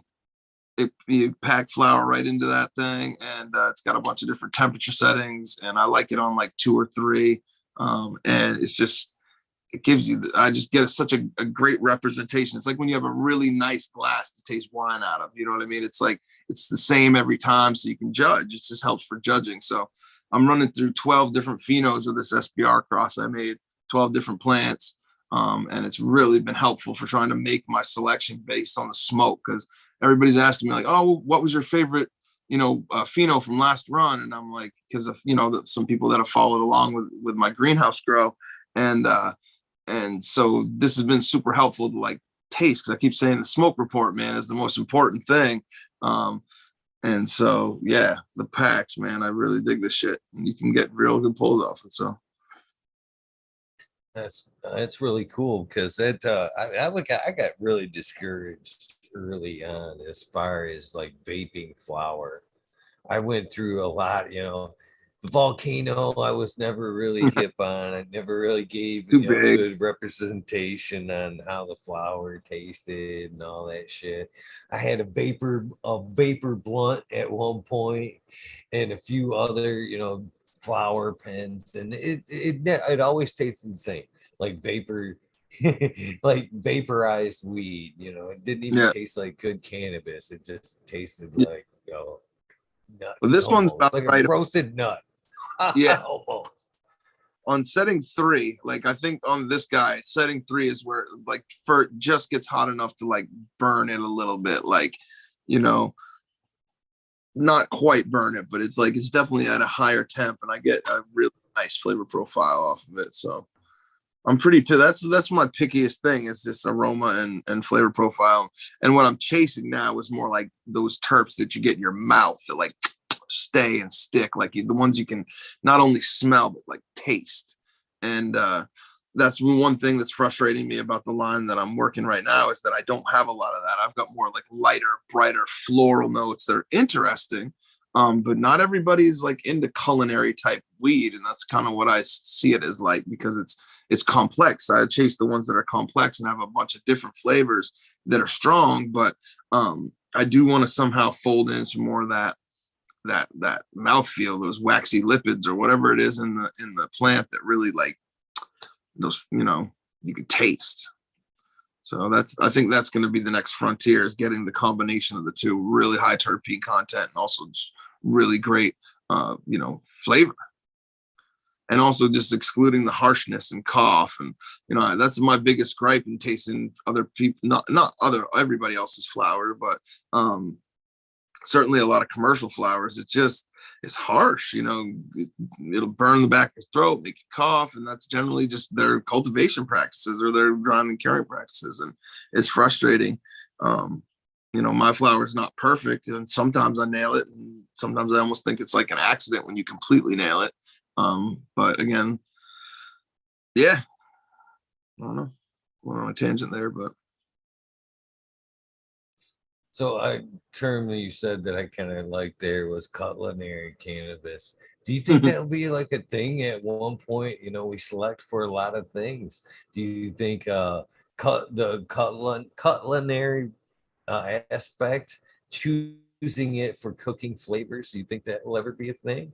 Flavors or uses, you know what I mean? Not necessarily uses, but additives, you know, like we I talked. mean, possibly. I mean, the cool thing about cannabis is a lot of these flavor profiles and these chemical compounds and aromas and such exist in other things. You know what I mean? So, um, the aspect that you could smoke it or get high off it, I think, is what really puts it in the next realm and kind of up there with wine being, you know, pairing wise and putting different flavor profiles together and things like that. But I don't know if it'll ever actually be like a, you know, a spice you find on the shelf, or it'll be like a cannabis derived terpene that you can cook with. I mean, I'm sure if there's an interesting enough combination, hell yeah, for sure.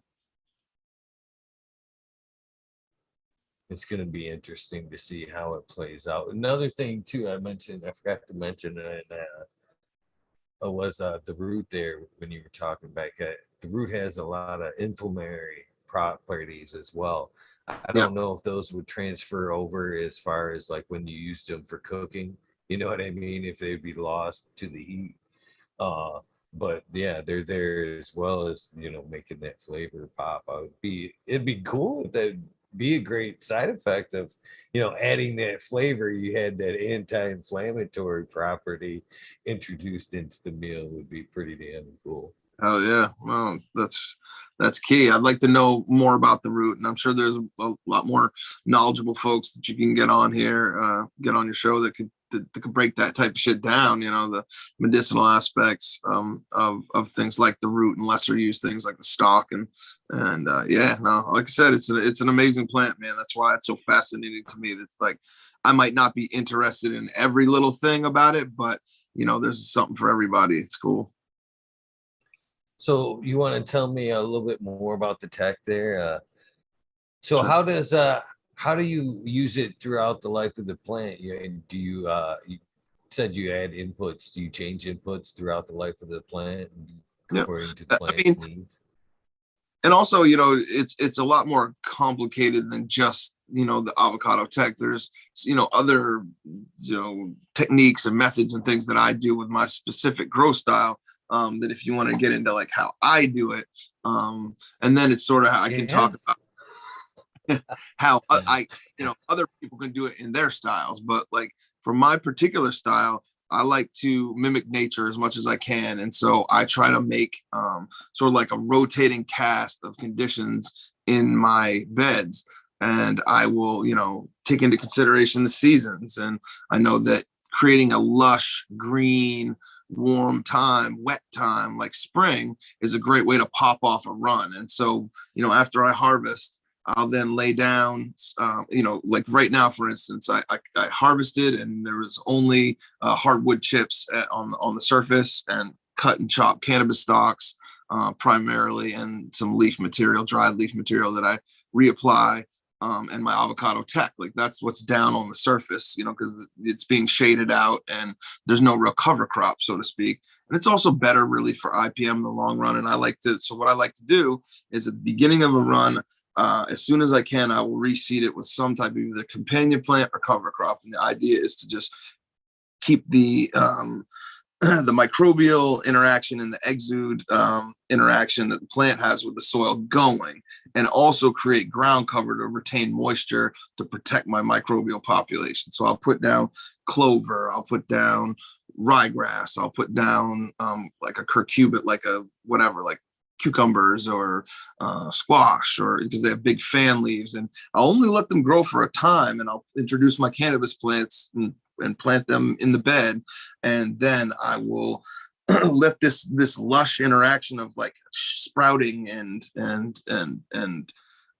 you know, a springtime kind of effect happen in there, and I'll crank up the heat, you know what I mean, I'll make it like a really nice spring kind of atmosphere for a few weeks, and they'll come out of their transplant shock in the varying times depending on how the start was that I put in there. But in that whole time, I've got those companion plants and such growing in there with them.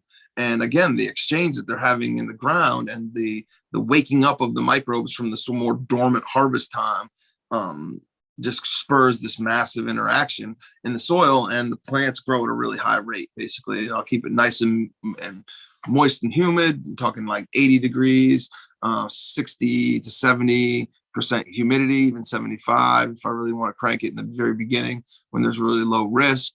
I'll keep my blue mats running on a nice, wet trajectory. And then what I'll do essentially is things start to get, larger. I'll start doing chop and drops, and I'll cut the green material down. And occasionally I'll mulch with more wood chip, or sometimes I'll mulch with mushroom fruiting blocks, like bran or wood material, depending on what they're using. But browns and greens basically down at the same time. And then that interaction will create another, burst of activity as the plant matures and gets ready to go into flower.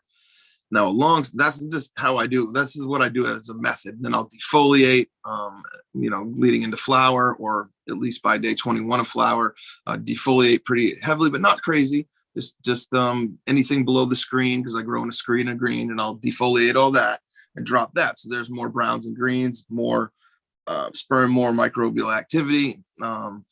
And then by the end of things, everything's died off at the bottom, and I'm back to a lot of browns, and I've had a lot of decomposition. So there you are, back to harvest. So that's kind of what's happening down there.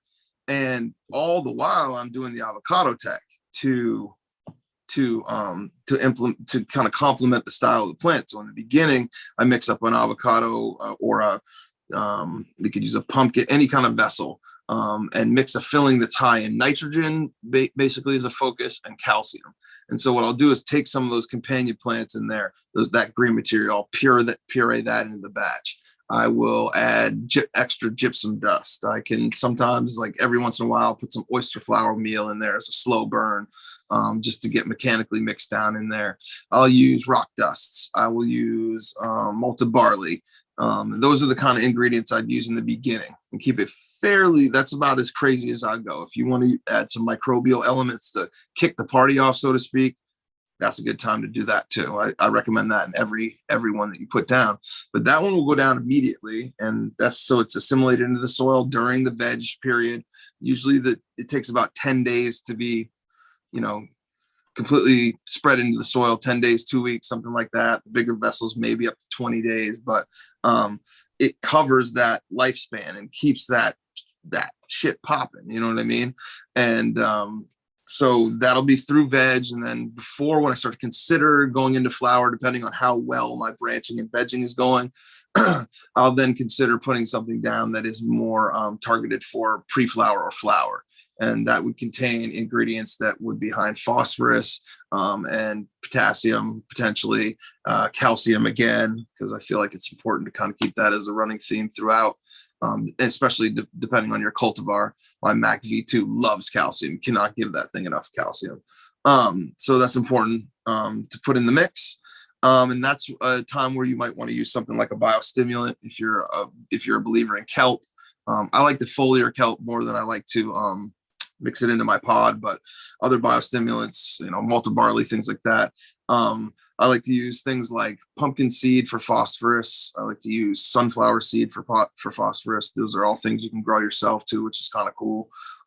You could use rock phosphate if you want to, skip a step. You could grind that up really fine. It's going to take longer to become available, and I would put the pod down much earlier. I might even put some of that in the veg pod, but if you're going to go that route, but that's the focus, is to do that. And you can bump up the sugars a little bit, make sure that your microbial inoculant is really good. That's a good time to, like, if you're a Mammoth P user, or your phosphorus solubilizing microbes are what you're after. And if you add those into the mix, you can get a better, quicker, more thorough breakdown. And so that usually produces great branching. Especially I like to couple it with a foliar of kelp to really induce lots of nodes, lots of branching. And that's when I'm tucking my canopy underneath a screen, and I'm not allowing it to grow vertically. I'm tucking it underneath still. And then as soon as stretch truly starts to happen, all those nodes explode and stretch, rather than just having one Christmas tree top dominant cola. You're getting a lot of them. And so I'll fill up the whole space with colas is the idea, as best as you can. And especially with LED lighting, I want a nice, even canopy if I can get it. That's why it's kind of tough sometimes to grow different cultivars, because they'll grow at different rates and they'll try to wrestle each other out depending on their growth patterns and stuff. So, yeah, but that's just the pre-flower kind of preparation. Again, I'll defoliate. And then about day 21, I just like to do it because that's kind of like that's what I've stamped as my maintenance kind of time. I'll jump in there day 21. I'll defoliate. I'll kind of thin the canopy out a little bit in preparation for a little bulking and flower formation to really start, taking hold. And that's when I'll put down something more potassium influenced. And I do that because I want to sort of influence the ripening process. And I want to put plenty of building blocks, almost like front loading so many building blocks for things like terpenes, flavonoids, esters, so that the plant feels like it's on easy street and can just produce what it wants to produce, that you're just taking the burden off it because there's a dearth of it in the system. And I think by the time senescence starts to happen and it starts really kind of like grasping for those things, again, there's some newly available forms always kind of developing in the soil, and the plant's able to like age gracefully, if you will. And again, then another thing that I do is, while I'm putting it on an easy street, at the same time, I'm also kind of doing time stressors on it in flower so that I can kind of maximize, things like resin production and frost coverage and those types of things, and morphology of the buds and stuff. Like I'll use red light at certain times, like a greater spectrum of deep red, not far red, but deep red, to induce, things like frost, or just up light intensity or slack back light intensity, depending on what's going on. So there's little stressors that you can add to manipulate it. But I try to, like I said, front load enough so the plant kind of feels like it's got what it needs, and it feels more free to express genetically, I guess. It sounds like pretty on point there. It just strikes me a little odd, and again, not knocking systems or methods or theories at all, but most organic minded growers tend to not want to talk about the defoliating or deleafing process. They're kind of nil to that. I'm an advocate myself. I see a lot of benefits for it, but again, just like everything else, two sides and arguments and for. I might be misusing the term a little bit too. I guess I feel like when you're removing any leaf material, you're defoliating. So that's kind of how I'm using the term. Like, I'm certainly not leaf stripping, and that's kind of what I think some people equate with defoliation, is like to literally defoliate it. Like, and I'm not doing that. I'm just I'm more cleaning it up, because I say anything below the screen gets clean, is how I say it. So I'm just making sure there's no, because I want maximum airflow underneath there, and I feel like it benefits the life, on the surface of the soil too, when you have some good airflow going on, and I just think that you want to stack the deck with good biology and good conditions, and so that's kind of what I'm just trying to do. And I'll thin. The only time I'll thin leaf out, really, because I want leaf. Leaf is like the solar panel. It's the energy gatherer. It's the energy sink for the plant. So I don't want to take that away from it.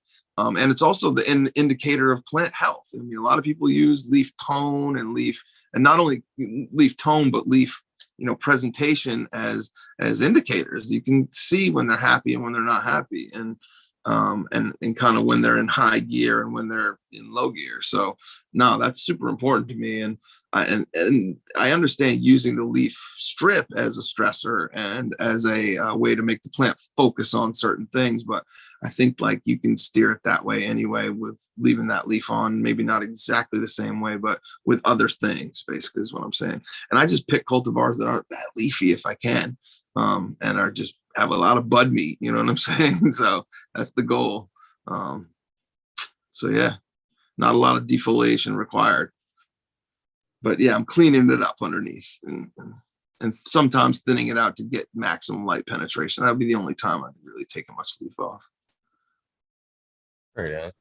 For me, and again, just and I'm not opposing by any means, just method to method. I think I I do it when needed because of I don't actually like big leaves that hanging around. Anything that's way bigger than norm, I Mm, feel is like overshot its process, kind of like just kind of being there at some point, just using up the plant's energy more than it's putting back or collecting that energy. I think that's a thing, to be honest with you. Any kind of when another thing that catches my eye when I'm working with the plant is any kind of leaf that's red stemmed. I think there's a lot of something to be said there. If getting defoliating to get rid of problems, first sign. And, that's where pests and shit like that's going to be hiding is in the older leaves and stuff like that. So that's another plus in my book to kind of keep a lot of the bigger shit off. And to each their own. But yeah, I do. You know, yeah, again, the organic side of things. I don't know. There's that argument there. I've been on both sides of the fence. yeah, See, back when I was feeding with artificial ingredients, there, I kind of with the mindset of defoliation. Uh, it didn't really matter to me. I figured everything was being it was so easy for the plant to uptake everything through it needed artificially. I wasn't worried necessarily about new plant nutrition being stored in the leaves. You know what I mean? right. Uh, Solar Yeah, panels, yes, obviously, but and it could as be far as like it might be nutrients, more of a yeah, liability to have your airflow poor than it would be to have that big fan leaf. You know what I mean? Like there could be mechanical reasons to remove it. And ultimately I feel like things like that, like presentations of big fan leaves, are just indicators of the plant's resources and the plant's genetic expression. Like I think that it's like, it's not you they throw big old leaves when they're fairly happy, and just because you take that leaf off doesn't mean because you want to maintain airflow or you think it's a waste or whatever you might think it is. I mean, ultimately it's probably not a huge deal. But again, I right. don't usually remove things like that. I let them kind of stay until they become shaded out, and then they're fair game for going, you know if they're terribly shaded out. But again, I'm always growing in like a hedge and like a screen. I start by training my plants with a kind of like a loose uh, piece of wire or something like that, like a heavy, like a I use lobster trap wire. But you can put it on you put it on top of the plant when it's young, and it will just send auxins out like crazy and try to make new dominant tops, and we'll make it like a little globe, a little bush. And that's how I like to kind of start it. And I'll kind of like put it in the torture chamber as it's when it's young until I can get it to branch and bush out to a shape that I like. And then I'll remove that, and then I'll let it grow up into a larger screen, and I'll continue to tuck underneath that screen until I fill that space. And that will be like not quite a rigid screen, but like I use actually hemp twine, like hemp wick, like you light, can light and smoke with hemp wick. But they make a nice rope that's kind of a waxy color covering, and I just weave a little trellis with that, like a grid pattern trellis. And I've had it for 3 runs now. I'm pretty surprised, and I bought a big roll of it. So anybody out there looking for a cool trellis material, like look up hemp wick, wax coated hemp wick. Um, but yeah, I use that, and then I can maximize my space because I just wait until I can fill every single square with at least one node. And then I know they all have kind of an even playing field once it becomes stretch time and ultimately flower. So yeah, that's I don't have to remove too much unless it's underneath that. Right. Sometimes I just think that they're more beneficial like in certain phases, I guess. Yeah, Like we talk about during, I think they're pretty essential during the first few weeks of flower. Just like you say, day 21's a good time after the plant stretched. You know what I mean? Again, a good point where I think some of them leaves are more of a liability than yeah, anything else. They've helped the plant produce shoot up to the height that it's gonna be, and at that point, it's more bud production. They're not needed You know what I mean? I kind Yeah. of, again, I go back and forth. I'm not trying to pick apart anybody's method. I'm just trying Yeah. to put together a mindset, I guess. Yeah. Yeah. Yeah, I think it just depends on your space, and there's just, and again, goes back to like personality, man. What works best for you? What you know, how much time you have to deal with the garden, all those things get played into like what the easiest method is going to be for you. If you like to, like where you're at, looks like you can just sit down there and chill in a chair and hang out and do your thing and check out your garden. And I'm more of a situation where I like pop into the room, do my thing, observe for like as long as possible, and then break out. So it's like, it's just a different vibe. I don't get to like, lounge around with them for a long time. I just am too goddamn busy, and it's just not in an area of my place where I can do that. I mean, it's at my place. It's not set up like a hangout. It's more like set up like kind of, I do my maintenance, and which I try to, keep it down to, fill in a reservoir and maybe fill in a humidifier, and then just literally flipping over things on the soil and checking it out and really gauging the health of my, my situation just through observation, scouting. Yeah, I think it's funny you said down there. A lot of people actually think I'm in a basement. I'm not in the basement. I'm actually I mean, I don't know if you're in a basement or not, but I mean, you're an area that's dedicated to, that you can hang out. Actually, all that is hard piped into the tent. So it's part of the ventilation for, Oh, the ins and outs of the tents. yeah. I try. I run a smaller tent. I run like the ventilation from one into the other purposely to affect the environment, so I can carry the environment from one to the next, and it works really well. And I can literally throttle my environment pretty much with the speed of my fan. You know what I mean? Like everything else is going to be get it constant in there, and then I throttle it via my control of my airflow. Yeah, definitely a lot of good tips there as far as ventilation and stuff. One thing I do too that again, that bro science, no, paperwork behind it. But one thing I like to do is more of a 11 and a half, 12 and a half light schedule, basically. So I shut the lights off half hour before the end of my 12 hours. So the end of my other half hour of that 12-12 cycle will be doors left open. So when the plants are, exhausting off that extra amount of humidity there in the first half hour there, I Yep. can let that out of the tent before I close it up. I'm not trapping it in there. Mm-hmm. So that's the other half of my 12-12 with the extra half hour there. It's just leaving them open in the darkness before I shut them off. No, very small. That's a similar technique that I'll do with my greenhouse too. It's just wait. And it's not like, oop, night's coming, I better shut the doors, as the sun's going down. It's like, give it a little bit to adjust to the switch, because that's when you get problems. That's when mold and things sporulate, is when there's that ping pong of temperature and humidity or humidity. And that's, if you can reduce that at all, that's really smart. It's a smart way of doing that. Unfortunately, I don't have that luxury, but I just keep my exhaust fan ripping at all times, and my humidity ripping at all times. So hopefully it can manage that switch. It's never too terrible, but I feel like if you can keep it consistent with temperature and humidity, and you're just losing the lights again, my lights aren't putting off that much heat. And so, it's not as drastic, I guess you would say, as a switch. And that's another interesting thing about using that type of light. It's not as crazy of a flip. And then another thing I do is I'll run that deep red light for like 15-20 minutes after the big lights go out. And it's just kind of like a sunset in there too. And in my last round, I actually overgrew it. I had to take the top off the tent completely. And so it was just in the room.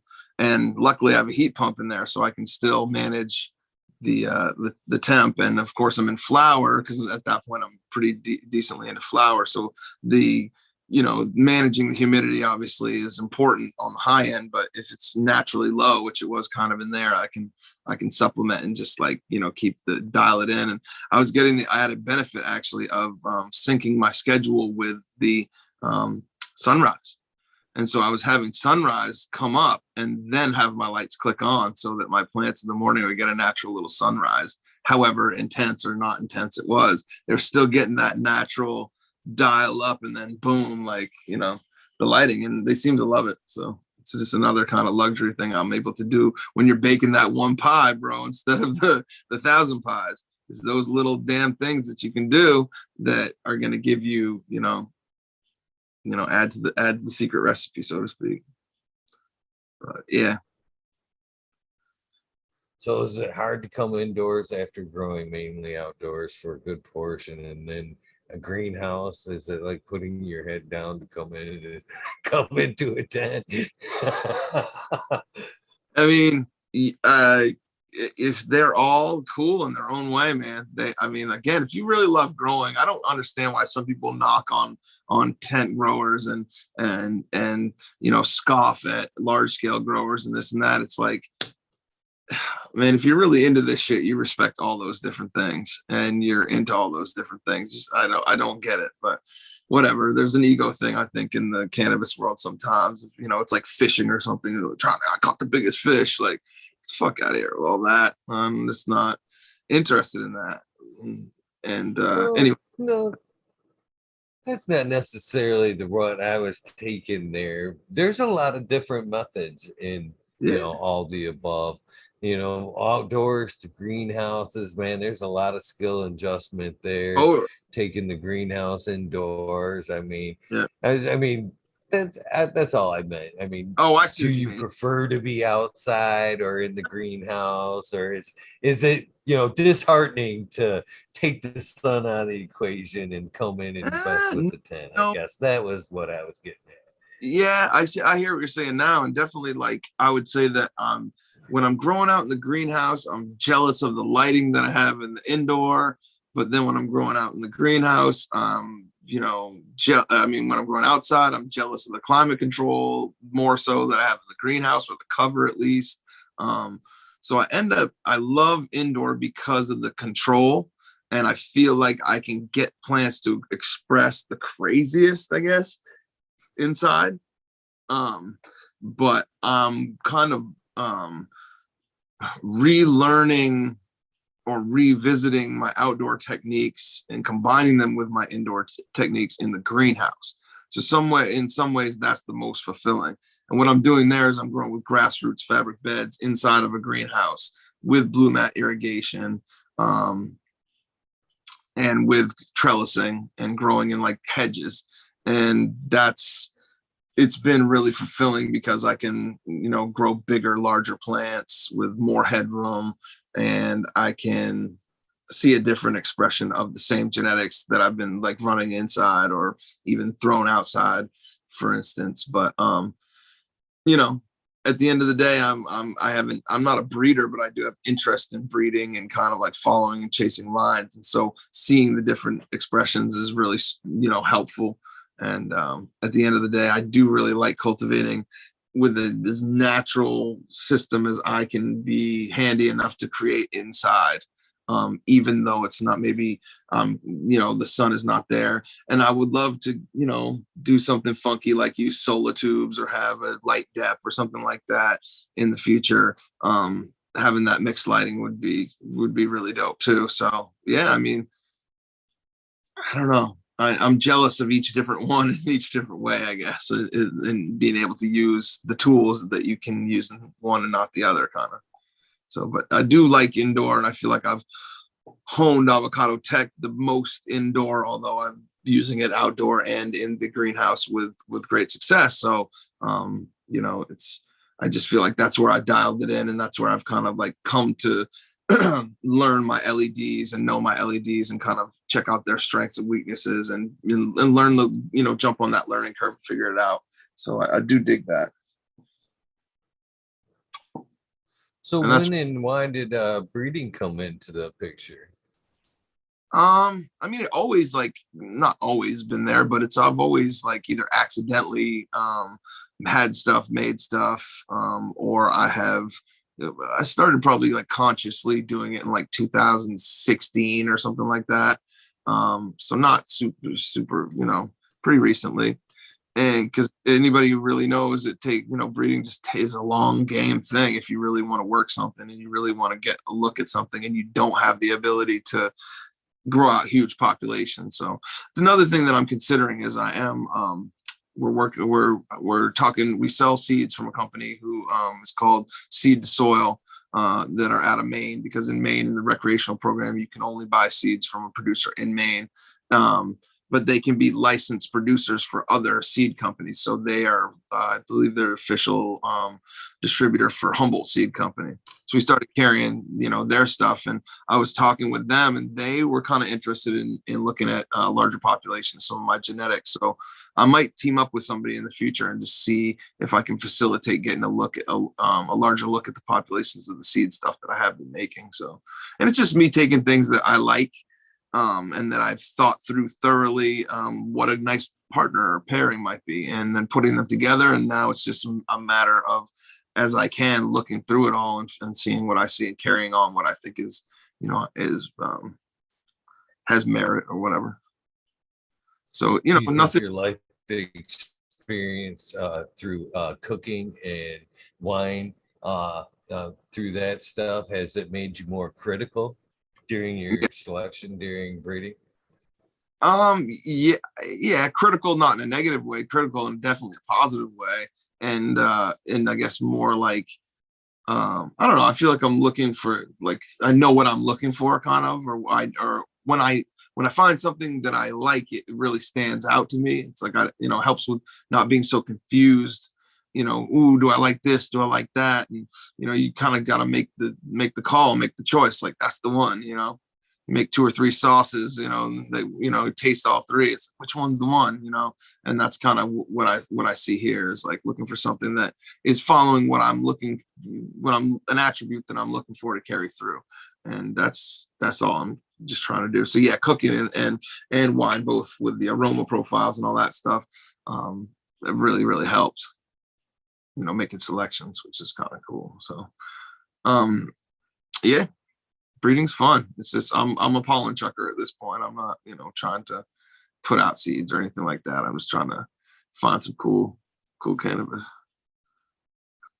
Again, it would see like a good nose like that and a palate would be good for pairing. You know what I mean? This would go well with that. You know what I mean? It seems like that would be pretty automatic. Yeah. And also just like smell memory. Like, once you smell something you really like, you're like, there it is again. You know what I mean? Like, or there it is, but it has a little bit of fuel on it. Oh, cool. You know what I mean? I got something new. That's where that comes in handy for sure. That's what selection's all about. That's why I see people like Nick Risden, who has experience in bourbon, and whiskey, applying that same kind of thing. It's smelling nuance and smelling like the subtleties that, help you make selections. I think that's super important. And then beyond that, just knowing what you like, being confident what you like, and going after that. You know what I mean? Not trying to breed to please. And the best breeders out there are kind of like, they've got a profile, they know what they like, and they go after it. It's like, find your lane and kill it, crush it. So that's one thing I do respect about certain breeders out there. I definitely agree. So just to switch it up a little bit and take it from way back to the beginning, from a question from Cheddar Bob, but how does cannabis influence your music creation? Oh man, I mean, anybody who is either into music or plays music knows that ganja is an enhancement for sure. Whether it's audio or visual or sensory in general. So yeah, I think it's just a tool to put me in the right space to create. You know what I mean? That's the main thing for me. I mean, it's been with me all along since since I started making music. So it's a big part of it for sure. It's a ritual, try to get, before I get up, go into a session or do whatever, we're definitely going to have a little communal blaze and talk it over and get in the right mood. And that definitely dictates what we end up creating 100%. So it's just part of the formula. That's all. What kind of music are we talking? Primarily now I make hip hop, sort of boom bap style hip hop. I've been an MC for a long time, like 20 something years now. And I've had some live band groups where I'll be the MC and they will play live instruments, which is really dope. And sometimes it will be more almost like, a mix of, their styles, whether it be funk or soul or jazz or blues or reggae tinged or things like that. You know what I mean? And then put in my own stylings, melodic, kind of traditional New York City hip hop. You know what I mean? That's where I kind of identify with my love was in NYC, sort of like boom bap hip hop. But yeah, been doing that for a really long time. Still active, still, hitting up sessions if we can once a week and making beats and just staying creative and recording and writing rhymes. And we've probably got 2 or 3 albums in the cut right now, but we're great at creating. We're terrible at like mixing, mastering, and putting it out there for the people. We probably got 4 albums maybe up on Bandcamp. Name of the group is Green Tank. If you look up Green Tank Music on YouTube or on Instagram, you'll find it. But we're on all our albums are up for free download on Bandcamp. So I forget what it is, www.bandcamp.com/Green Tank or something like that. But one word, Green Tank. But yeah, we've been at it for a long time, man. In several different iterations. Shout out to Mr. Blue and the Family Tree. Shout out to going way back, Cheshire Grin and Inside the Green Tank, which was the original, whatever you want to call it, conglomerate of musicians. We called it Inside the Green Tank for a few shows, and then Green Tank just spun off of that. We've been Green Tank for a long time, and I go by Blue, and that's where the name Blue of Green Tank comes from. It's the origin story for you. A lot of people call me Blue Green and all kinds of crazy shit, but Mr. Blue was my hip hop handle back in the day, and then now it's evolved to the Botanist or the Botanist Blue. Just because my cohort, Jim Thorpe, the other MC in the group, calls me the botanist, and I call him the cartographer, the map maker.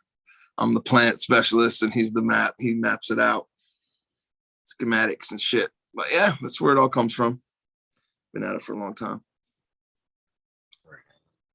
How many songs or rhymes have been penned in the garden there?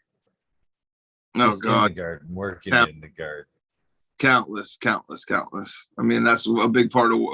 That's a good time for me to get in kind of like a blank slate, creative space, and I'm sitting there staring at stuff, and especially if I have beats or something playing in the background, whether it's my music, my instrumentation, or I'm listening to some other hip hop, I'm thinking of lines and shit all the time. So it's just part of what it's doing. I'm working on a project now called, the name of the album is going to be called Living Soil. And it's just inspiration from a couple of beat makers that I am friends with who have given me a lot of really dope material that I'm going to write to, and just keeping in mind just living soil as the theme, getting a few cool features and pulling some audio clips from some of the some funky living soil stuff, and hopefully we'll pair it up with some cool visuals as well on the back end too, because we do get active and make videos and shit too. Bob wanted me to ask, and I can't help but want to ask, who have you rapped with? Who have I rapped with? Let's see, I've worked with Bronze Nazareth, who's a dope beat maker from the Detroit Grand Rapids area. He was down with he was a protege of RZA from Wu-Tang Clan, so we've done some stuff with him. Who else? I mean, I've opened up for acts like Burning Spear, Raekwon the Chef, Noriega, if anybody knows Capone and Noriega, that's kind of classic cats. Who else? I don't know. It's been 20 something years of doing all kinds of open acts for a lot of folks, and just doing shows ourselves. You know, we were in the tourist area, and we used to throw down pretty heavy locally here, and get some nice shows going on around in this area too. And people would come through town, and we'd have acts come through town. You know, rappers from Boston and rappers from other areas. You know, on tour, and yeah, gotten to associate with some cool cats. And Minds One is another underground group that we messed with. Chris Clark, son of Stanley Clark, if you know, Return to Forever. Who else? We put out a cool compilation project, that was just MCs from all over the US and the world, really. Made joints with cats from the UK, and yeah, we've been active for a lot of years. To do live shows in New York City. Jim Thorpewood, my other MC, with Swiss Chris, who's an amazing drummer. Used to do open mics, battles, things like that, back in the day too. So, yeah.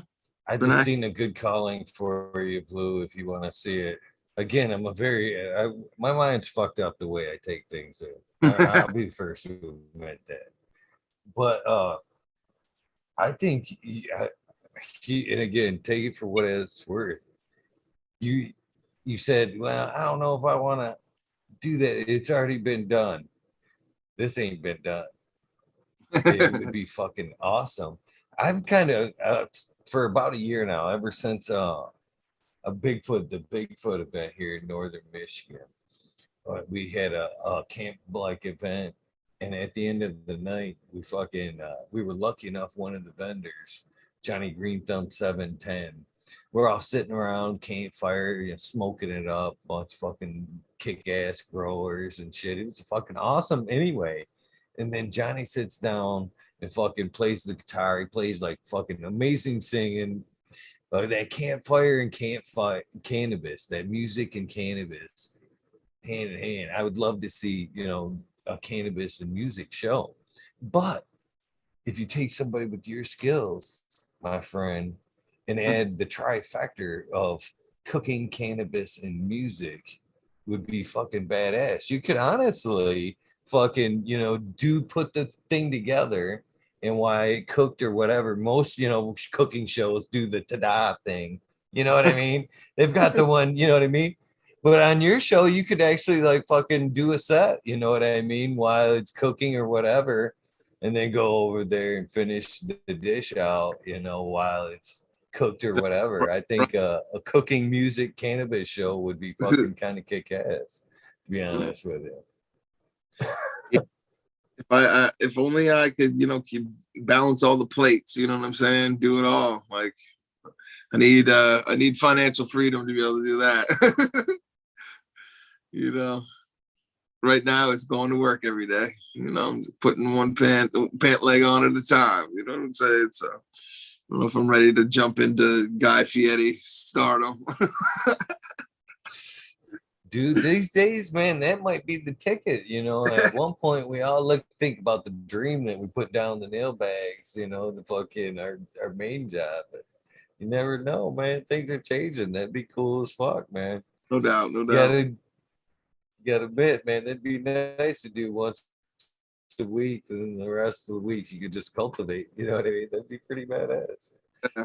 Oh man, you're not 100% wrong there, but yeah, you never know what opportunities might come through. Still got a little bit of piss and vinegar left in me. We'll never know what will happen.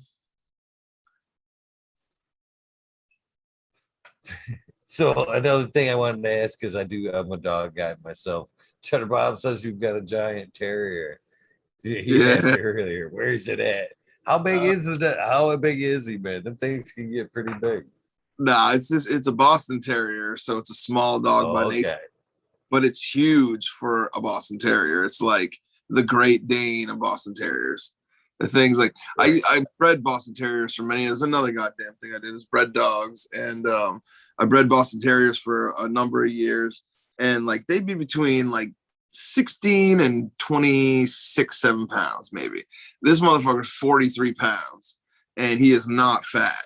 You know what I mean? He is just cock diesel, and he's AKC 100% Boston Terrier. Like, I got his lineage going way back, and he just, it's funny because we were looking in the lineage, and one of the back there, like a bunch of generations back, there's one dog called Big Daddy, and I'm like, there he is, that's the one. And he's a big ass black and white Boston Terrier. He's a good looking dog, and I think Cedric Cheddar Bob might be in love with him, so it's okay. He's got a female Boston Terrier. Huge explanation point. He's always point. He is huge, man. I will say, from having like a lap dog Boston Terrier, which I love them. They're spunky. They've got great attitudes. They're like they're like a big dog. They're like a little dog for big dog lovers, because they have just a big ass personality, and I've always liked them. But this motherfucker, man, he's not what I signed up for. He just kept growing and growing. His paws were huge. Like, I was like, he's got black lab sized paws. How big is this thing gonna get? But I think he's topped out at around 43 pounds. He's got a big square head. He does not have the super pushed in nose. He's a handsome. We call him he's like a not a hunk, but what do you call like an airhead kind of? He's like a jock. You know what I mean? He's like kind of stupid, but he's real endearing and handsome. He's a dope dog. I like him a lot. He reminds me of like a little mini boxer or a mini pit bull or something like that. Like, that's just kind of his vibe, but he's real loyal and he's real friendly. He's just a little like doo about him, you know? So we'll see. Cheddar Bob's got a little female Boston Terrier. I keep telling him, let's come on. And he's like, I won't let him near my little flower. You know, I think will destroy my dog. I'm like, chill. They're, you know, they've paired a lot stranger. So that's for sure. God, I know that's for sure. I don't breed dogs, but I have a dog who's a whore. And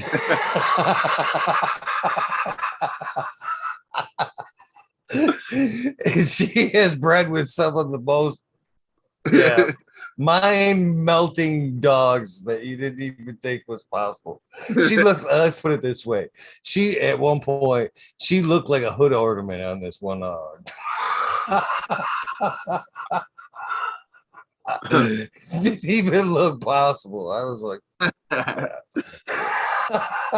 crazy. But yeah, that was another like help with the breeding a little bit too, is having done that with the dogs. And I mean, I didn't get a giant chance to do, you know, I didn't do so much breeding that I, you know, worked with hundreds or thousands of dogs, but I did work with a line.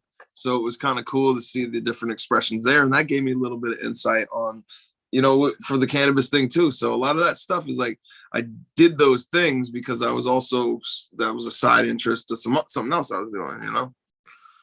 So to bring it back full circle, kind of works like that. Shit, my vape ran out of battery. Man of many hats. You're a man of many hats, my friend.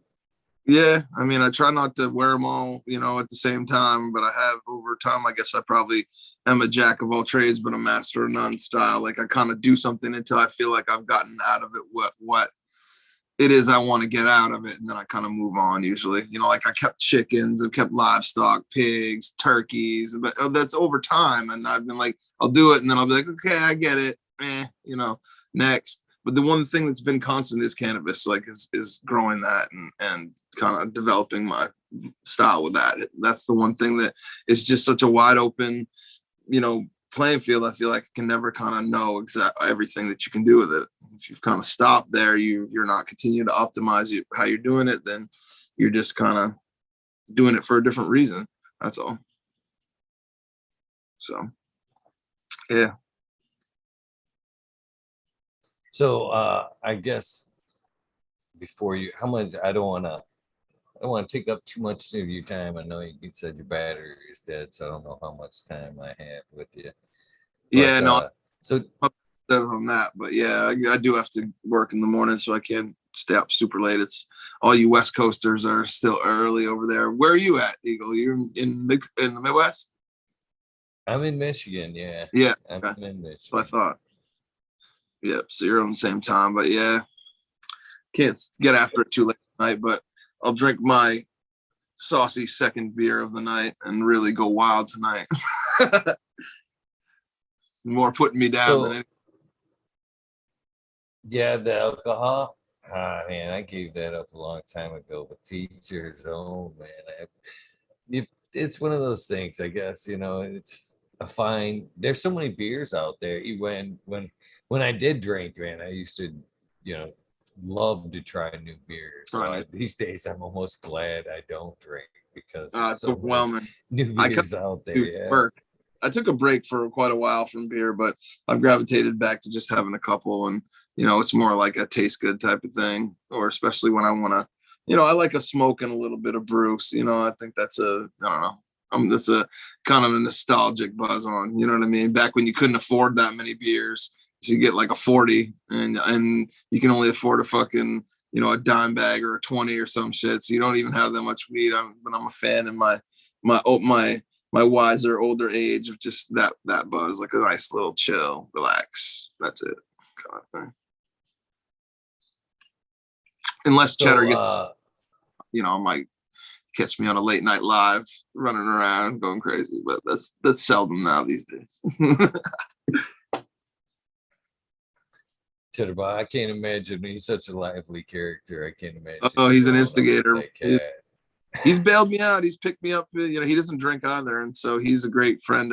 He'll be like, "I'll come pick you up. I don't care if it's freaking 3 a.m. I'll come rescue your dumb ass." So he's a great guy like that. So shout out to you, Cheddar Bob, for that. So to kind of wind things up or wind things down a little bit, take us to the end. What do you do with the end product, the wastables, if you will? I don't think there is a waste product in cannabis, by the way, but the trim and stuff like that. Do you do anything to make food with it? Make obviously you mentioned tinctures. Do you make any extracts or anything of all the above? I mean, I'll be honest, like, because I can grow more cannabis than I can consume, I'm not going to say wasteful because I don't waste it, but I repurpose it in ways that are certainly not the way you have to do it.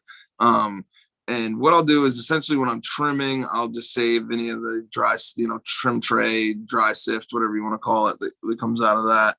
And then I, most of the time, just return that back to the soil. I'm always cracking up like that. I'm like finding nugs inside of my soil sometimes that are like, looking pretty good. Like I might want to pull it back out and smoke it. And I put a lot of material. I operate under the law of return. So I like to return a lot of the as much material as I can part with back into my bins for composting, because I just feel like,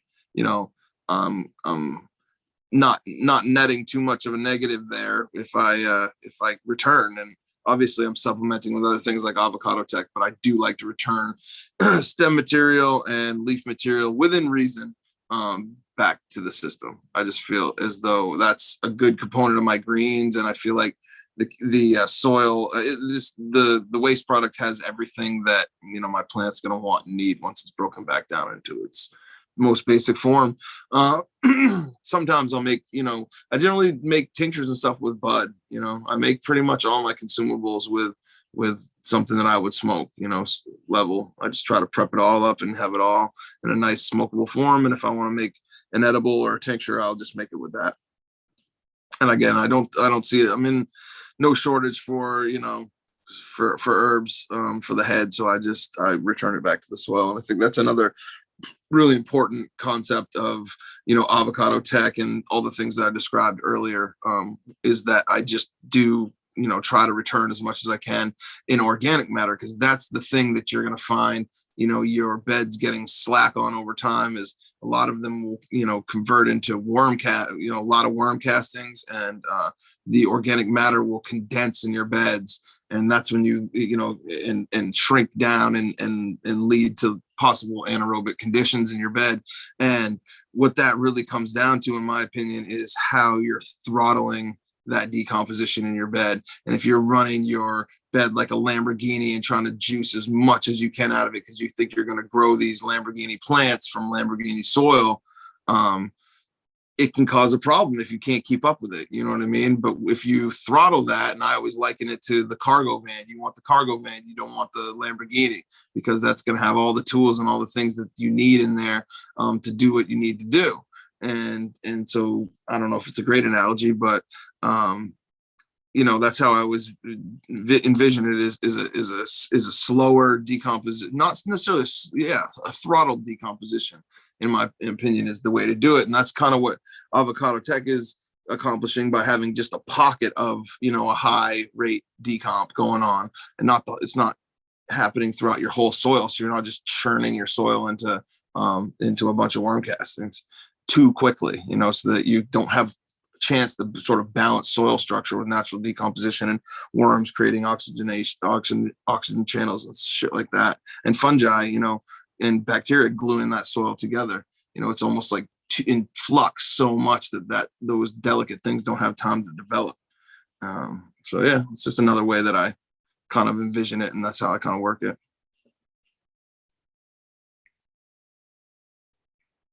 When you were talking about the beds indoors and cover crops and companion plants, I was wondering, is there a better pre-annual or annual plants for companions? Is it better to run one or the other?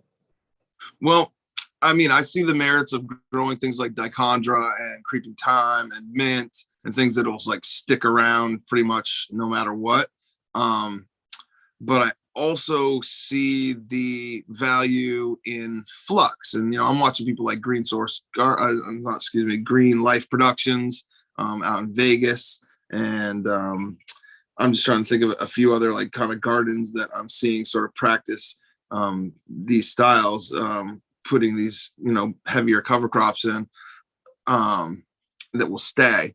And I think I'd like to see more flux. Like I think that having a whole run where I've laid down ramule wood chips or something like that, or rice hull or something, or straw for an ends to a means to an end, is good for the soil system. I think it creates sort of like faux fallow periods. I'm a fan of like cooling down the room during senescence to like limit microbial activity, because I feel like that's what will be happening in the fall somewhat, or different microbes kind of have a chance to do their thing based on the temperature and the moisture conditions and things like that. So those are a couple little tricks I do in senescence as well to kind of like mimic seasons. And so I think that constant cover crop, it can definitely be worked with, and you may even still be able to accomplish some of those things I was just talking about with the cover crop, and still in place, or at least a patch of it so that it can regenerate or whatever. I don't see a problem with that.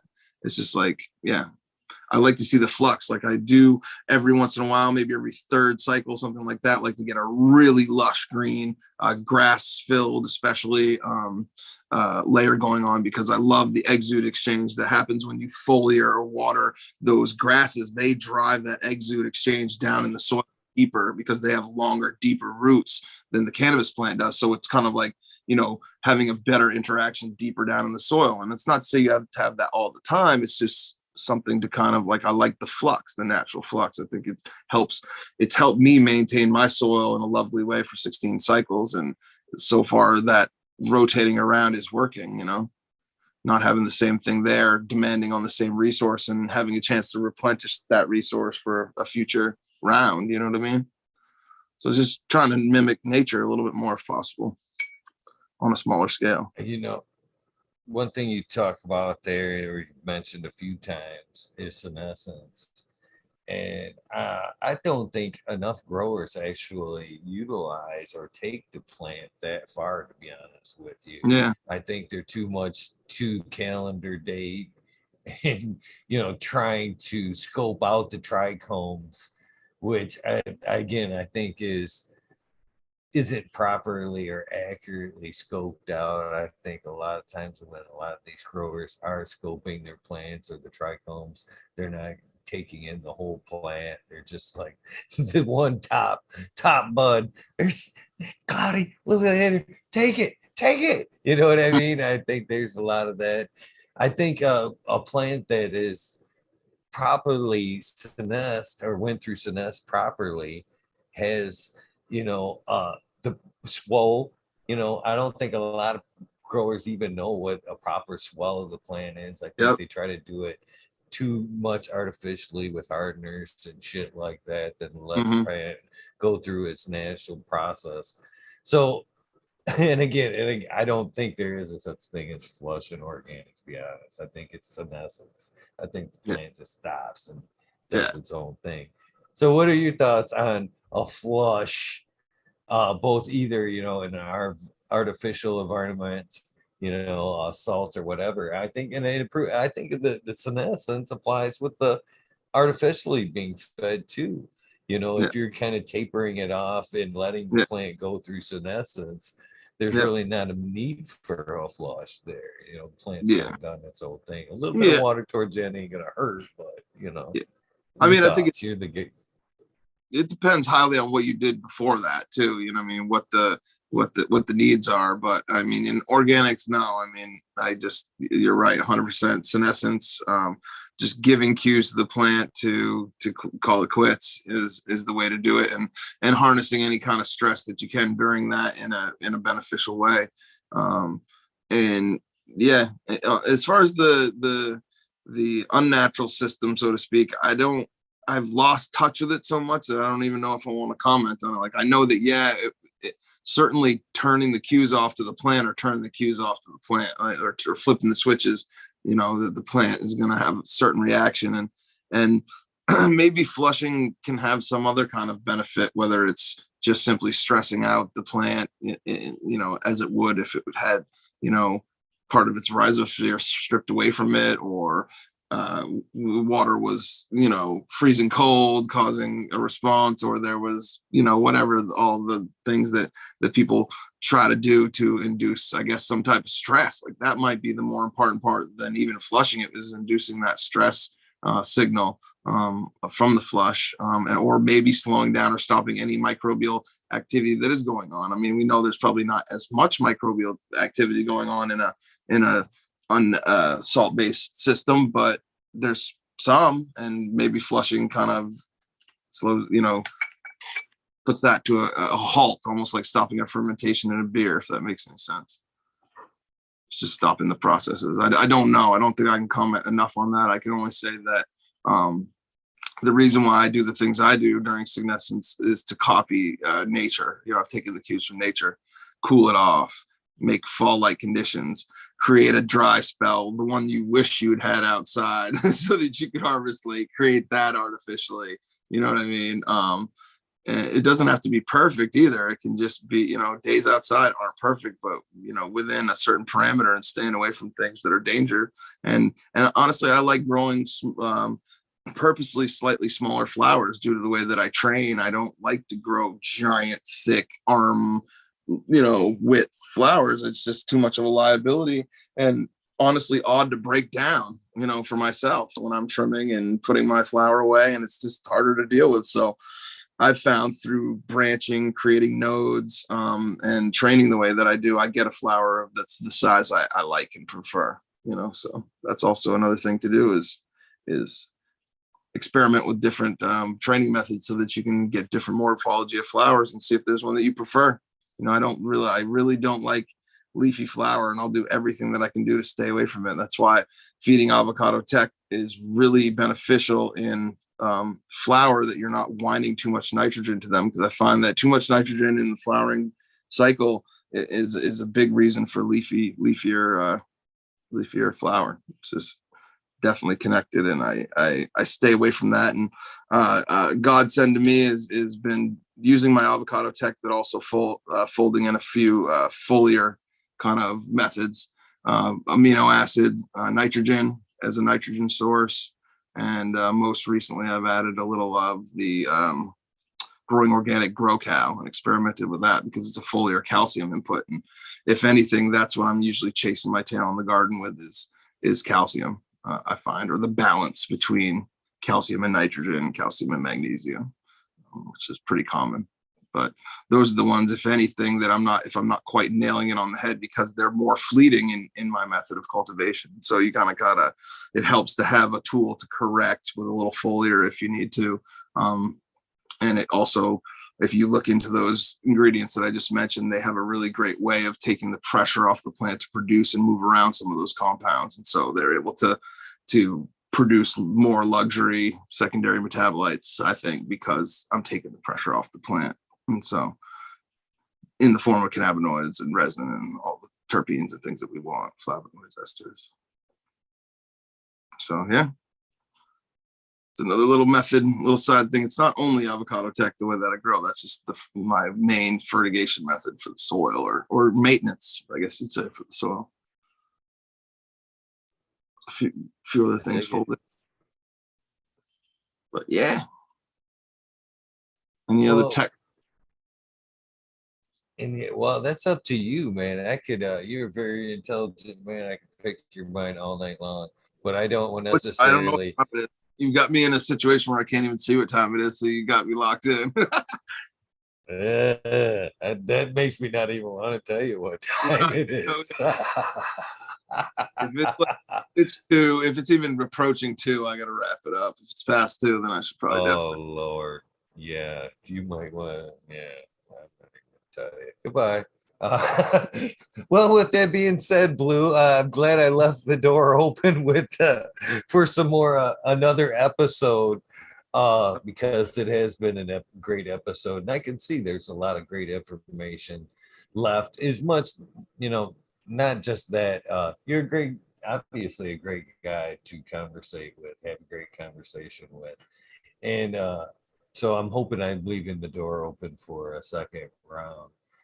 Yeah, absolutely. With that being said, I don't know if you've watched this show or seen, excuse me, how it works, but this is kind of like the preamble, whatever you want to call it, of how things go on the channel here. Basically, the spotlight with me, and then there's that Zoom invitation that I sent you is always good. So anytime that there's a Weed Nerd episode that says Weed Nerd in the title, it's open for past guests to kind of come hang out, just to smoke and hang out and be you, talk music, dogs, whatever, or serious growing. There's always both going on in the Weed Nerd world. So you have an open invitation. Please keep that in mind and keep that link handy for in case you want to just come hang out and dump some more knowledge. I respect what you're doing, the avocado tech, and it gets discouraging, that some of the bullshit when people lash out, you're like, man, I'm just trying to help you fuckers. So I appreciate you, keeping your head up and putting it out there, even though there's some disbelievers, whatever. I'm a believer, and I thank you for your time, your knowledge, all that above. Especially if you don't believe it, that's what I say. That'll sew it up for you. Just try it. It works. With that being said, again, thank you. One last thing I'd like to get from you before we go, and that's a sound bite. Basically, it's old school kind of artist identification, like they used to do on the radio. My version of the soundbite would be something like, hey, this is Eagle. I'm on fucking Talking Shit with Eagle, episode 588. You can say whatever you want before, after, as long as it's kind of got that in there. I'm totally grateful. I'm ready whenever you are, Blue.